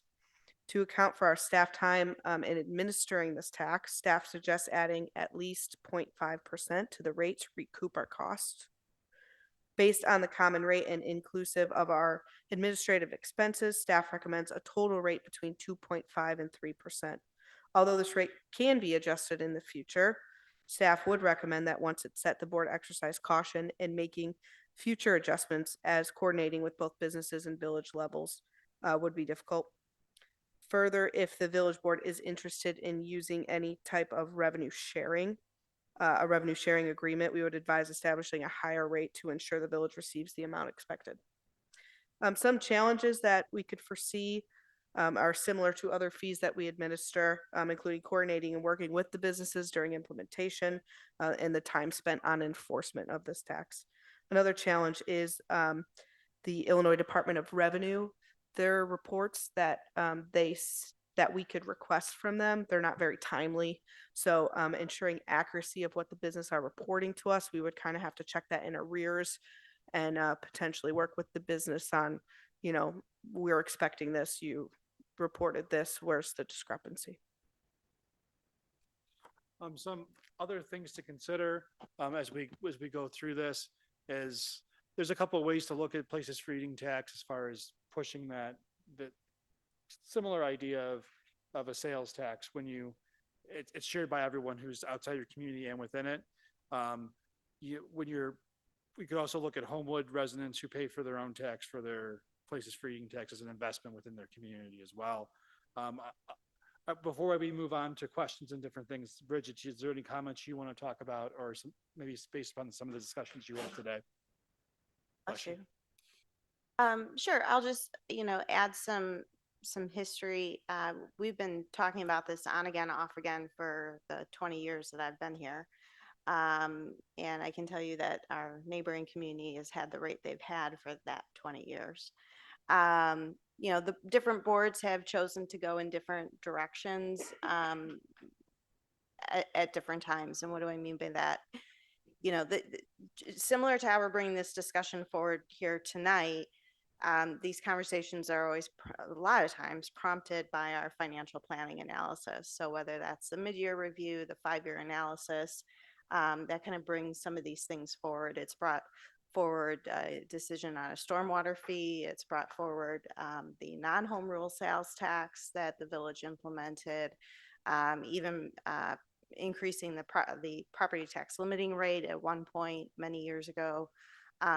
All of that has been prompted by these financial decisions or financial analyses, and then really boards being proactive to take a look at our financial health and where we need to be and to get in front of any sort of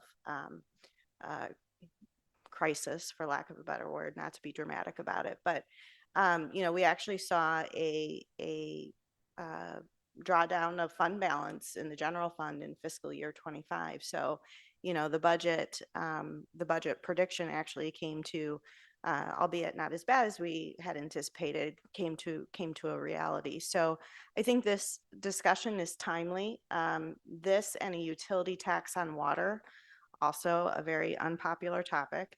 Those are really our two largest available new revenues that the village as a non-home rule community could implement outside of a property tax increase. And this one, for all the reasons mentioned here this evening, with sharing it with those who visit our community, make a lot of sense. This isn't going to be a popular one to go back to also, so I would keep that in mind as you're thinking about the rate. But I want to thank all the staff and our attorneys who've been working on this. Really, this evening, we're looking for some direction. We've had a conversation. I can let the mayor comment on this. We have talked to the head of the FBA, who is one of our restaurants, Dunning's Market, and Maureen provided some good feedback for us to consider, and just really on the logistics side with implementation. And so that was a very worthwhile conversation. We think that this will impact about 20 businesses, and that's inclusive of some new businesses coming into the community. And as we look to attract additional dining experiences, this just seems to make a lot of sense. Thank you. Anything else? No, we're good. So the two questions are on the board. Would the village board be in favor of imposing a places for eating tax? And if so, at what percentage? If there are questions for staff, we'll be happy to answer them. Thank you. Director Novoa, do these percentages with the dollar amounts, do those include sales that we expect the new restaurants to generate? No, this is strictly off of data that I got from the IDOR for current drinking and eating taxes. Yeah, as village manager Wachtel alluded to, we did meet with Maureen Mader of Dunning's Market, and this is something that she participated in when she was a Homewood business, so she was very familiar with it. She uses an app to pay her Cook County sales tax, and we're looking into seeing if the same app can be used to pay a local tax as well. She says it's super easy. She pays $50 a month, but she gets a $50 discount from Cook County, so she basically gets it for free. So it's not even that big of an inconvenience, or as big of an inconvenience as it was when she was in Homewood. She also made the comment of, hey, you live in a really nice community. You need it to stay that way. Inflation, costs going up, road maintenance that needs to be done. These are all important things to consider. And, she knows that we don't take something like this lightly, but she also recognizes the need to continue to keep Flossmoor at a higher standard. And she understands the pressures that we face from rising costs. So those were all very insightful comments that she made. She asked if we could call it a places for eating and drinking, or what did you? Food and beverage tax. Food and beverage Yeah. tax, and statute calls it a places for eating tax. But we do have several restaurants in town that, in addition, that mostly serve beverages. And she wanted to make sure that it wasn't misleading to the consumer, and that business owners weren't having to deal with anything confusing from customers. So to make it more descriptive and more accurate. So we would do doing business as sort of. Yeah, like this is if we pass the places for eating tax, Kathy, or let us know that we can call it known as the food and beverage tax or what have you. At a phone conference today. I didn't know who you guys were talking about. Morena. I wasn't sure who that was, but I didn't know. So, but and we talked with Kathy about that, so she had no problem with that. So she asked for, if we do this, she's asked for an education campaign. So that way when folks are seeing their bill, and seeing it go up a percentage or two or three, that they, understand why, it is that way. Um, I'm looking at these numbers and just for perspective, a mile of road is $500,000, and we're lucky if we're able to do that every year. It'd sure be nice to have some more money to put towards that. Um, you know, Homewood did this 20 years ago. I don't know what their numbers look like exactly, but if they look at the 2% over the 2.5% or the 3% over 20 years, that's a really nice number. And it would really help, I think, for future boards to be able to have that to work with as costs continue to rise and as we continue to need to do infrastructure projects to keep up with what's aging. Anyway, I will stop talking and I will ask Trustee Rogers, any questions or comments? Oh, I'm in agreement definitely with the educational piece, because I think when people hear increase in taxes, they're going to want to know how is that being used and how it's going to impact their pockets. So I guess the question that I have, but I think you kind of already answered it, because I was going to ask about comparative benchmarking, marketing, in terms of what we expect as an estimate to make out of this. I don't know, food, what is it? Not food and beverage tax, Places for eating eating, yeah. tax. Yeah, places for eating tax. What would be an estimate that we would make within a year charging this tax, and what? So it's depending on what rate the village board decides to go with. So, and these were estimates based upon the information that we have so far from last year. So if we went with a 2.5%, be $437,000, 3%, 525. Oh, okay. I thought I heard that this was some different data, but this is Yeah, our data. this is Okay. this is and how the reporting works for this. This was one of the challenges of locally doing or which people do is just when you check this, you're checking it off of last year's data. So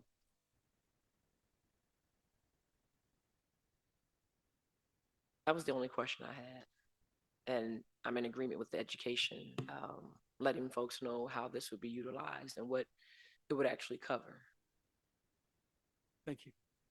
And do you think that we should continue down this road? And what percent?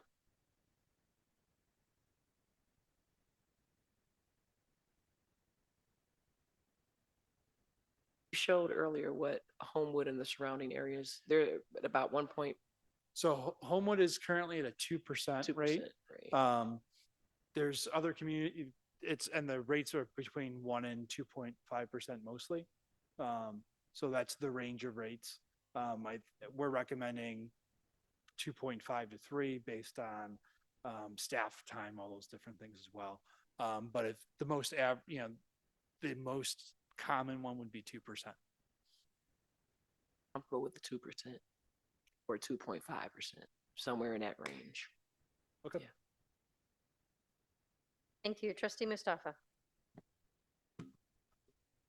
Certainly, education to include how the money or possible ways that the money would be used. People can see the advantage of it versus it just appearing to go into a bucket. And we know that's not true, but if we can say, for example, to add to what you said, Mayor, a mile or approximately a mile or 0.6, and to show them that it's twice as much as it was in 2017, because that same distance was 227,000 and now it's over 500,000. So if people could see that for perspective.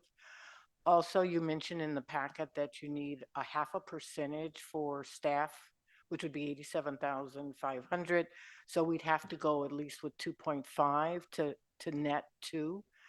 I would only recommend 3 if we see, comparables. If we can say to our residents, we've chosen 3 because this village, this village, this village. And I wouldn't want to choose a village that's so far away or in a different, not comparable. But if we knew in the Southland that we could say 3 other villages do 3, let's do 3. But if not, 2.5. That makes sense. Okay. The other thing that I thought about was paying close attention to developing the process, rolling the process out, and how long it would take the businesses to implement, so that when we say, here's your form and give us the money, they're prepared at that time to be able to do that, and that we can provide the support that they need. It's not a burden. And what's some of the things, because I don't want to say late to the party, but we haven't done, we have many examples to watch and to see. So when we were looking through this, we saw some recent communities have gone through this, what they've marketed it as, what their FAQs look like, all those different things that we can draw from. Right. Plus our village attorneys have put these taxes in Yorkville, Villa Park, and different places. I think Kathy has a bunch of those yeah. documents already. Yeah, she does. So we kind of see how it's being done. To answer your question, I don't know of any communities in the South End that are doing 3%. Okay, so I didn't know, I was Yeah. just saying hypothetically, yeah. The other last concern I have is that we have restaurants where they're selling food to eat on premises or takeout, but they also sell a product. They sell salad dressing or something that's not at all, something you would eat there. How will you differentiate sales and the fee or the tax when it's a product to be brought out, never intended to eat there or Yeah. at home? That's a good question. Because like Dunning's has a lot of products. They even have scrubbers for, pots. I believe that if it's a restaurant that's has a places for eating tax, all their things are part of. Well, there's different tax rates, so the grocery rate would Yep. apply to the grocery items, and the prepared food would receive the additional tax. But if you're taking food to go, for example, from a place like that, it still would be considered. Yes. Yeah, it does not matter if you're dining Exactly. in or That's what I dining was out. clarifying, Right. yeah. Yeah. But if you're buying a pot, a very attractive thing to scrub a pot, Yeah. or a Logical. bottle of wine, you have to differentiate, right? Yeah. Correct. And if you've been in Maureen's place or any place, the POS system or the point of service systems in these have gotten so far advanced that you can press those Yes. buttons and it should route that the correct way. And There is a category of sales tax for drinking and eating. So their point of sale and this app that she uses would be able to calculate exactly what items would be the places for eating. Then the education would really clearly lay that out for everybody who's in those establishments. Okay. That's all I have. Thank you. Thank you. Trustee Lofton. And did I understand that payment of the actual tax would be submitted by the business directly to us? And how would that work? So we would have to sort that out still a little bit, but right now, I would say without them having to pay a convenience fee, they would submit a check. So they would calculate what they would owe us and then submit a check to us, or I guess they could pay cash as well. We need to sort out if we could accept ACH payments, so it'd go directly into our bank account, or online payments. Right now, they would have to pay a convenience fee. So, It would but be once a month or? Yes. Is that the way it'll come? monthly. Okay. Yep. All right. Some, like restaurants, where credit cards are used to pay a bill, there's sometime a delay in that credit card company getting money back to them. So can they make a tally? It doesn't matter once that receipt is generated. That's when we would expect Yep. a tally from them. Yep, correct. Okay, all right. So for example, what would happen is their sales of in March, we would get a check in April for the previous month. Well, I'll shorten it up right now. I clearly think we should move forward on this at some level. Right now, 2.5%, 3% is where I think we should be. With new businesses coming in, they will tag on to this at some point in time. Is there an implementation date we'd like to pursue? I think. This year, we're going to do this or what? Yes, it would be this budget cycle. I think with where we're at right now, we would need some time to let the businesses implement it on their end before we say, you owe us this monies. July 1. Threw it out. I mean, hopefully gas will come down a few cents by then. Yeah. That'll help us out. Yeah, I'm on board for implementation, and 2.5%, 3%, I think is a reasonable number for us. Thank you. Trustee Dorsey. Yeah, my fellow trustee over here mentioned gas, and I drive an electric car. I'm okay. But literally, that was my concern, right? That was my concern. I hate using the term increased taxes in this current environment, even if it's something that's reasonable and necessary, right? So I hate even the thought of that in this environment. Whereas I was talking with my fellow trustee here before we got started, and you can't just think about us individually. I had lunch today in Homewood, right? And I didn't think about the 2% or whatever that came through. I just paid it, right? And I have to imagine that there's a great percentage of our residents that also dine on a frequent basis in Homewood, in Orland, in Chicago. So whether they realize it or not, they're paying this food and beverage tax in other environments. And I think what we're doing in economic development status, it wouldn't be wise of us at all not to consider this as we're planning on growing that economic development portion of our community, and with the work that these individuals are doing to bring in business from other communities. So although I hate the thought of any additional taxes in this community or in this climate, I have to look at this and think. My first mindset was 2%, but when I looked at the 0.5, 0.25 is the number that I would recommend that we move forward with. 0.5. 2. Thank you. Trustee Daggett. Yeah, so I appreciate that it took us 20 years to get to this point. We've been slow on this one, because generally speaking, when it comes to the question of whether we should add a tax or a fee, I always want to say no.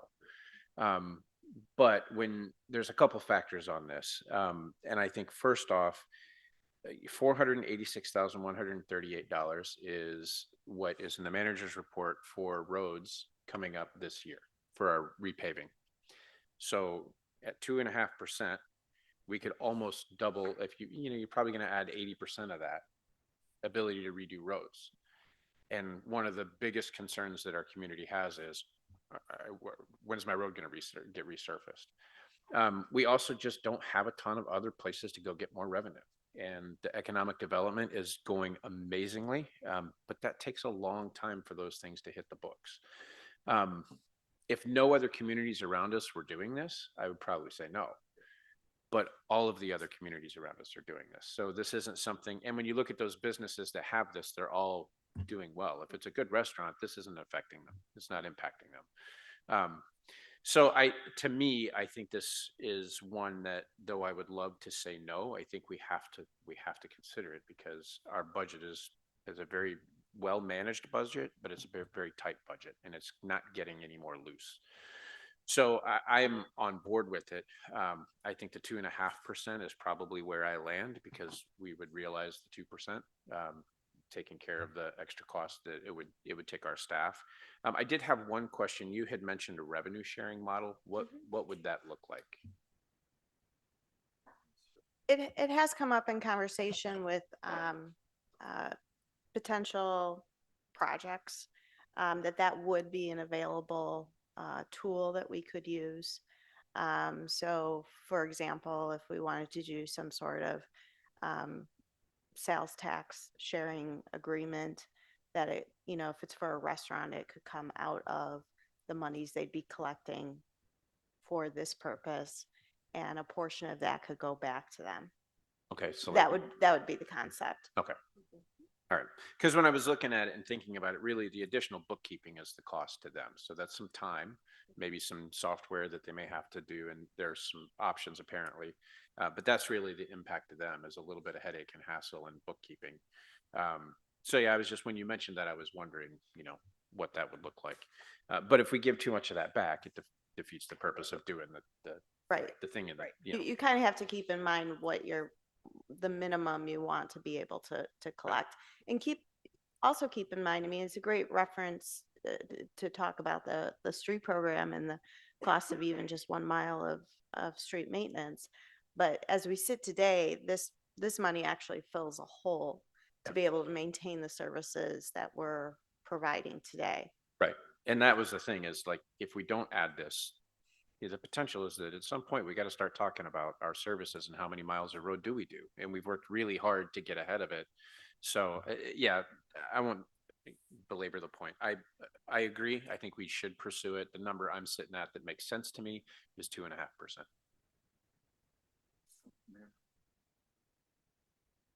Yes, sir. And I'd be surprised if you haven't, or at least haven't thought of this. Have you looked at what we have for projected new food and beverage businesses, what they may have presented or what they plan to present in a proposal of the type of business and volume, and done any calculation of what the future might look for them in addition to these numbers? We did. I believe that we did look up Chipotle and Seven Brew sales tax. Are you pulling that up? Trying to. And just to see locations close by. Right. I got my peers to give me some sales tax information to see what they would bring in. I want to say it was an additional 20,000 from Seven Brew, 60,000 from Chipotle. 60,000 sounds right for Chipotle. Yeah. And you have to remember too, it's Seven Brew, it's a drive-through, so it wouldn't. Right. We're gonna put a bench. We'll put a bench. We'll just put a bench on the middle line. But yeah, no, it wouldn't qualify for places. Yeah. And this tax will be imposed even if people order things like on Uber Eats or DoorDash, right? I mean, this. Yep. Okay. All right. Thank you so much for your presentation. Seems like there's a consensus that 2.5%. Is that fair? 2.5% is the consensus amongst the board. There was a little bit of fluctuation, but it seems like we could all come to agreement on that. So thank you, everybody, for your thoughts on that. We'll look forward to the next draft. That contraption is something else. Look, I've seen a lot of things. I've not seen that. Next up, a discussion. This is our third discussion surrounding the fiscal year 2027 budget. I'll repeat what I've said before. This is the most important document that we draft of the year. It outlines all of our priorities, where we're going to put our work for the next year into. And today is the third presentation. The first one was at the beginning of March. Today's presentation will be on finance and facilities, and we will be looking to for your feedback, and then also to pass the final budget in time for the new fiscal year at the second meeting in April. With that, I will turn it over to Village Manager Wachtel. Thank you so much. As usual, this has managed to clear the room, but want to thank our one member of the public who has stayed with us. So this is actually, just to kind of geek out for a minute, this is one of my favorite discussions every year, because it's all the big projects. A lot of communities call this their capital improvement plan. We call it our finance and facilities plan. And in addition to the budget message at the front of the book, I always encourage people to, if you want to know where your money has gone for the last 35 years, there is a great, the capital plan sitting in the appendix is a great historical document in addition to the planning document that it is, to be able to see all of the investment that this board and previous boards have made into the village's infrastructure, facilities, and really big projects that we do. So I love this stuff. So with that, I'll talk a little bit about how it works. It covers a 3-year period, and what we do is we identify large capital projects throughout the village and our facilities. These are all identified in our capital plan, and they fall into one of 3 categories. The first being the immediate needs. Those are over the next 3 years, and a funding source, even if it's a grant, is what is identified in the plan. So you'll notice that in addition to the 20-page text of capital plan document, following that are several spreadsheets that show fund balance that is allocated in a particular fund, if that's what we're doing. And we try to pay for everything with cash on hand. This comes back to our save then spend philosophy. We also identify what we call intermediate projects, and those are ones that are beyond the 3 years. We might have identified financing for them. I don't think anything falls in that category this year, but those are sometimes noted in the plan as well. And then finally, future. So at the last couple of pages of the document lists the world of work that needs to be done throughout the village to be able to address some of these infrastructure and community needs. And no financing has been identified for them. So this is oftentimes the well we go to when we are looking for projects to advance through our lobbyists. And it's a good resource for the board to see, to keep in mind, like, look, there's even more we need to accomplish. The alternative financing outside of cash can be grants, low interest loan programs like through the IEPA, which can fund some water projects. We have limited debt, as you know, right now. The active debt sits within our 2021 bond fund, and I'll talk about that a little bit tonight too. But we really try to keep alternative financing to a minimum. So I'm going to start with the water projects. We have everything kind of categorized here. So in the water distribution supply projects, and some of these we've mentioned as part of the preliminary. So preliminary budget discussion, if they come up in 27, you're going to see them budgeted in the 700 accounts in the budget. The first being our water SCADA system. This is the monitoring and what I'll call the brains of our water pumping and distribution system. It all operates in the background and sends alerts to our public works staff and makes sure that we're one of the most important and responsible things that we have to do is deliver, clean, consumable water. And so this system helps to ensure that we're doing that properly and keeping it safe. That's budgeted for fiscal year 27, and actually, I believe out to bid as we speak. Yeah. The other phases of our water supply improvements include two projects in 28, pump station improvements over at Sterling Avenue Pump Station. And that will allow us then to take down the Sterling Avenue water tower. I know this is something we've been talking about for, nearly a decade, but a lot of things had to come into play to make that happen. You just don't take down a water tower. It contributes to the pressure of the whole system. And so those pump station improvements, which hopefully we can get funded through an IEPA loan, will be planned for 28, and then it's a relatively small project to be able to take down the tower, and those monies will come directly from the water sewer fund. And then finally, several pump station improvements down at the Vollmer Reservoir, fiscal year 29, and again, we'll be looking at an IEPA low interest loan to be able to accomplish that. That's a big figure at 3.3 million is what that's estimated at. We've got probably a good 10 years worth of lead line service replacements to accomplish. The 27 budget includes some engineering to set up that program with the first batch of lines. We estimate we have about 400 of them. First lines to be replaced in fiscal year 28. This is a project that we've asked for congressional funding for through this year's program.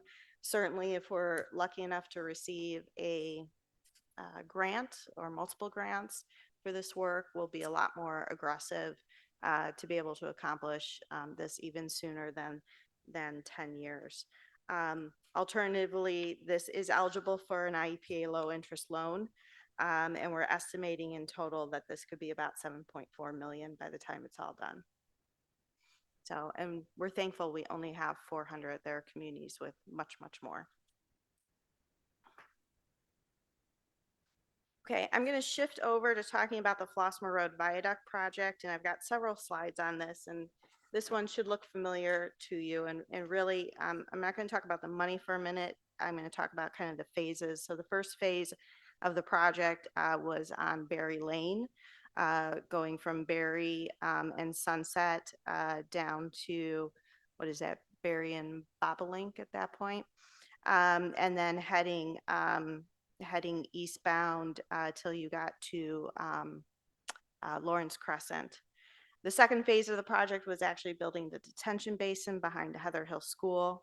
That was done this summer. It'll be 2 years ago. Yeah. And then this past summer, the red line is the storm sewer improvements along Lawrence Crescent. So we've accomplished 3 phases. Phase 4 is the storm sewer improvements that pick up where the red and green intersect. So basically from Maryland down to Hawthorne, abouts. And we had identified phase 4 to fit really neatly into a U.S. Army Corps of Engineering engineers grant that we received in the amount of $750,000. And I think you'll recall that we have now received notice since November that that funding is quote unquote under federal administrative review, as are other projects in this district.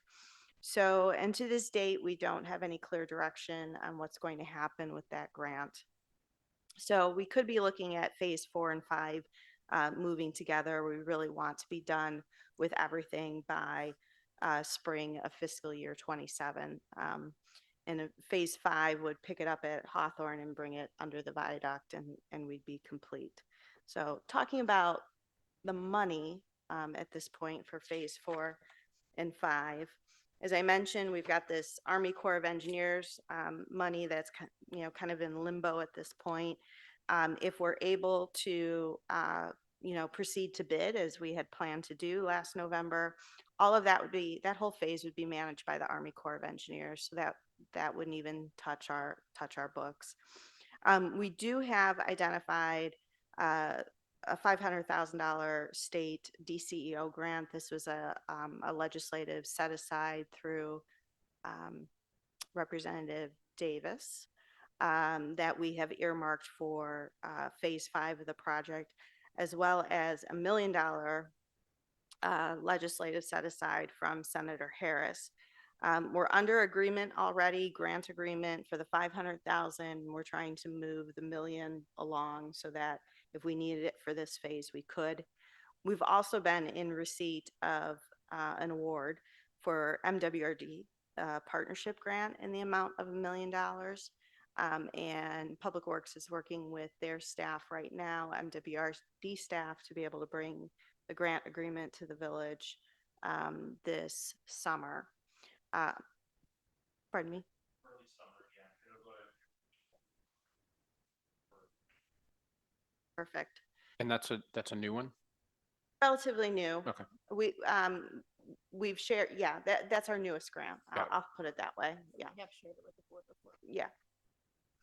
And then if in receipt of that grant, and I'm going to go through the bond budget here in a minute, with receipt of that grant, we'll be able to reduce the bond expenditure for phases, let's say 4 and 5 at this point, down to $770,000, which would be great, and I'll explain why in a minute.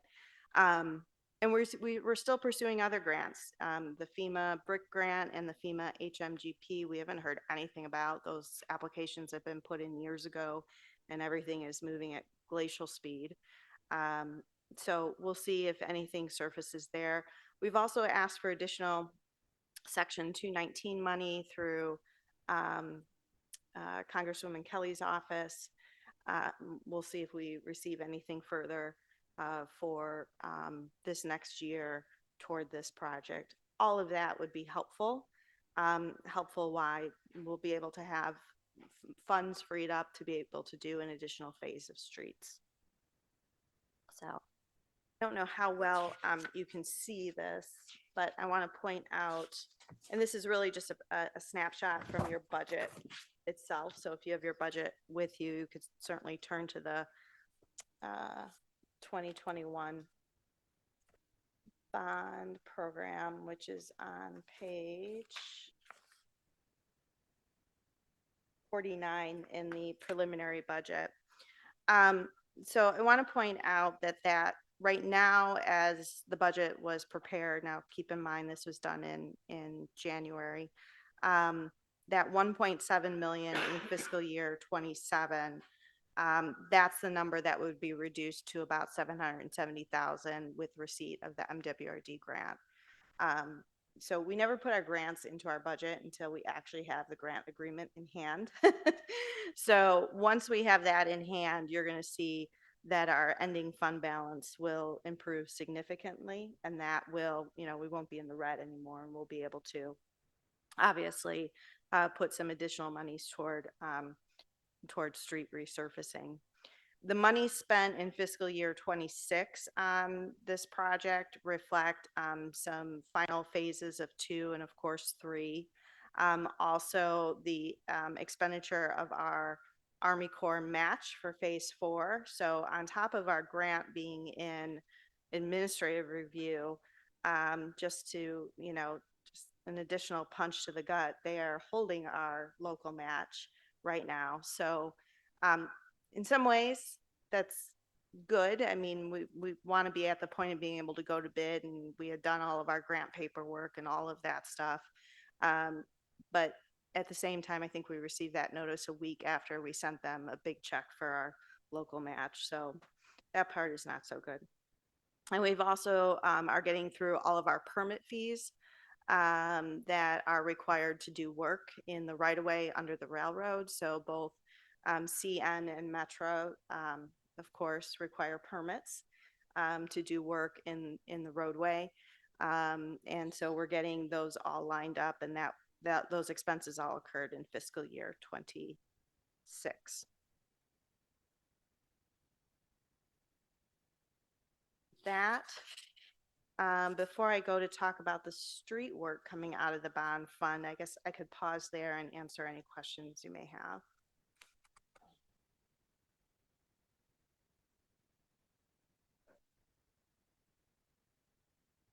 Everybody's a little tired, but so the street work that's come out of the bond fund includes phase 1 of streets in the amount of 2 million and some change. We had the big Brumley Drive, which was the poorest rated street in our PACER system. That work was done in fiscal year 24 and 25. A majority of the work came out of the bond fund itself. And then there was a small 100,000 and 112,000 DCEO grant that helped contribute to that project as well. As I mentioned, our phase 2 is yet to be determined. And really, with the exception of 1 year of allowing our MFT fund balance to kind of recoup and grow, we've been able to keep up with our annual street resurfacing program through the MFT fund as well. So any work that we do as part of phase 2, which is still to be determined, would supplement our annual street resurfacing program.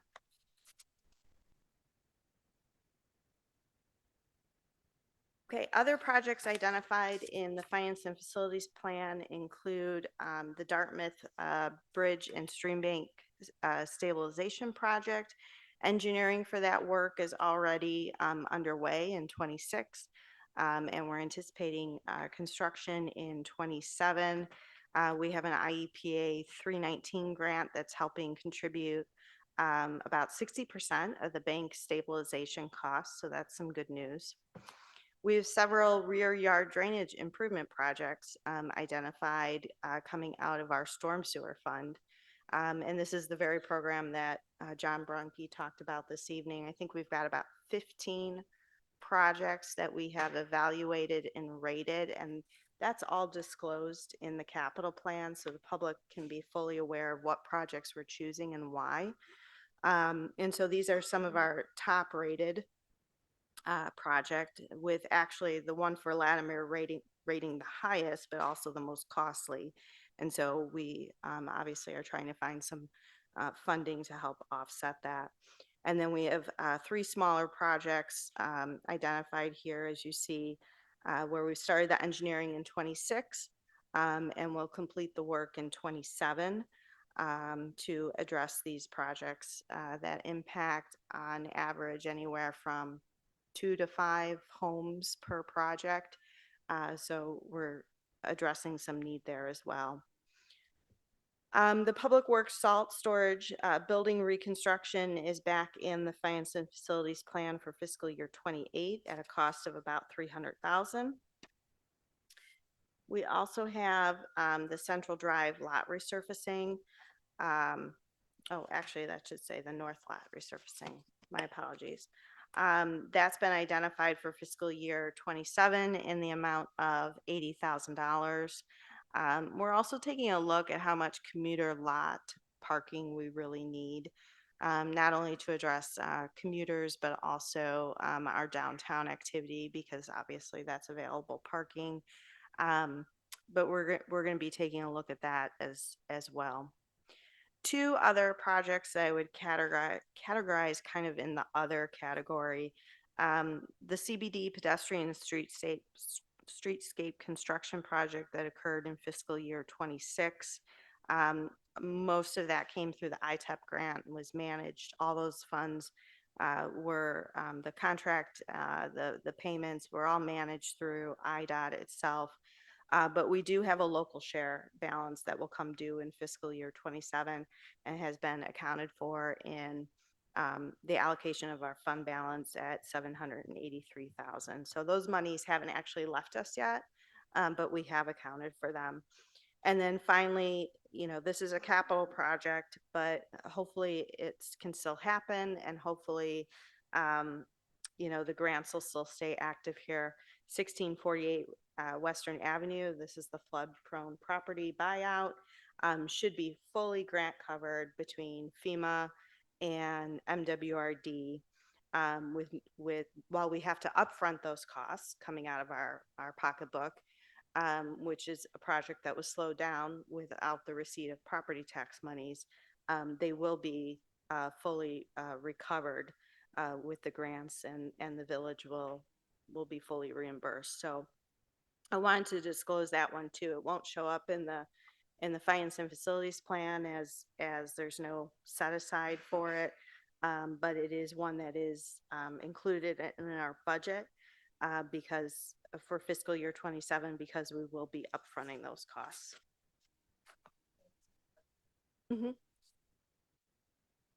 I know that that's been, so to speak, in the plan for a little longer than you anticipated. Yeah. No, nothing under, you know, our control. Do you have any idea of the time frame for how that's moving along? We don't at this point, because the other part of this is confirming that our monies are still sitting at IEMA, the Illinois agency for FEMA. So we need to confirm that.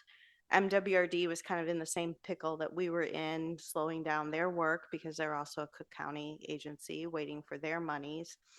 And so we need to kind of all be on the same page to keep that moving. So we're still hopeful that the project will be completed in fiscal year 27, but we'll have to keep the board and obviously the homeowner apprised as we move forward.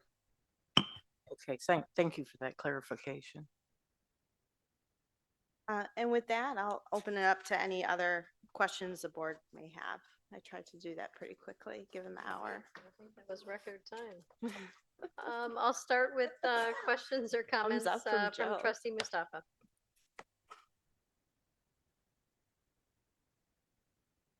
I don't have any more questions. I think if I think of anything, I'll just send an email for clarification, but I'm fine.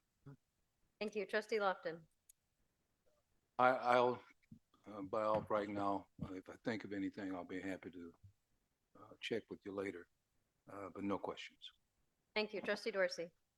Nope, always impressed with the thoroughness and the detail that's provided. It makes it easy for us to follow. Thanks, Bridget. Thank you. Trustee Daggett. My only comment is I'm really glad that we have a village manager who geeks out on this stuff because a lot of us don't, but it's just very well thought out. I appreciate the snapshots that you give us and all the information. It's unfortunate that some of our money's been being tied up for what can only be described as political reasons, but we have to do what we have to do, and you guys have been doing that. So thank you. Good presentation. Thank you. Trustee Rogers.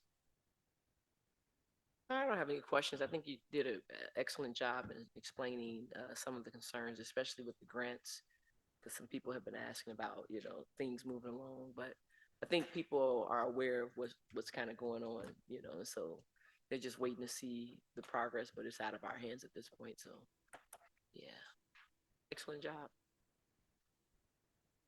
And Thank maybe you. the most exciting part of the night is the mobile parking app that Director Navoa is looking into. Fantastic. Yeah, the parking funds are not, or parking fund is not doing great. And so, looking for ways to make it more convenient for customers to be able to get their parking passes may be something to help boost that fund a little bit as well. So we'll have to kind of see how that works out. The capital plan as it's presented, unless there's any changes, and not hearing any this evening, the whole appendix of the budget will be included in the final draft that comes to the board on April 20th. There'll be the public hearing on the budget, and then you'll be doing the adoption of the final budget that evening. Thank you very much. Thank you. Great job. We do need to go into executive session tonight. So before we do that, I'm going to take other business. Let's see, starting with Trustee Lofton. Any other business? No other business for now. Thank you. Thank you. Trustee Dorsey. No other business. Thank you. Trustee Daggett. Just to thank you to Public Works for being out starting at 2 a.m. this past weekend when the storms came through and clearing drains. I know that they were mostly all cleared before the storm started, but everything runs off and blocks them again. So appreciate seeing your guys out there and doing, it was not a lot of sleep for those guys. I appreciate it. And thanks to police and fire too, who are working right alongside keeping them. people from driving through flooded streets. So Thank you. Yeah. Trustee Rogers. No other questions, but I will be wearing my Illini shirt just to let you know. Thank you. Trustee Mustafa. Just an acknowledgement that I know the staff, with all the rain and storm and resident inquiries, had extra work to do. So want to acknowledge that and appreciate, on top of budget things, that everything is on time. Thank you. Thank you. Just want to draw everybody's attention to the Ecom and Southcom merger into the Southland Communication Center. That is a huge, huge deal. 191,000 emergency calls annually is what they're expecting to receive, serving more than 100,000 residents from 12 communities. This new facility is going to increase 911 software efficiency and enhance quality dispatching technology. This is a landmark achievement, and made possible by a $10 million grant and then careful budgeting. And kind of at the helm of that is our village manager, Bridget Wachtel. Let me see my notes here. She has been, she is the current finance chair. She was the current finance chair of Ecom. With the merger, she is still the finance chair. So she was neck deep as she's presenting to all of us. She's also planning for the future of emergency response in the Southland, creating just something that's incredible. With Ecom, she was a board chair and also a board member.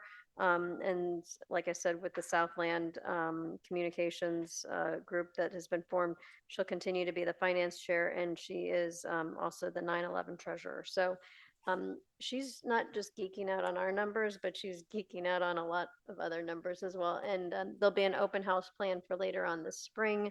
I cannot wait for you to see everything that she's been working on with her cohorts from other communities. It's just really impressive. So great job. Do we acknowledge that she's an amazing woman? Amazing, yeah. Yeah. She's also a Rich Township amazing woman. She was recognized for her efforts in the Southland here at the Rich Township Women's Month event. And I was proud to attend it with her and help nominate her. And thank you also to Toria, who helped me out with that. We were very sneaky. All right, can I get a motion to adjourn to discuss, to go to executive session to discuss the employment of specific individuals? So moved. Second. Clerk Porter, would you please call the roll? Trustee Daggett. Yes.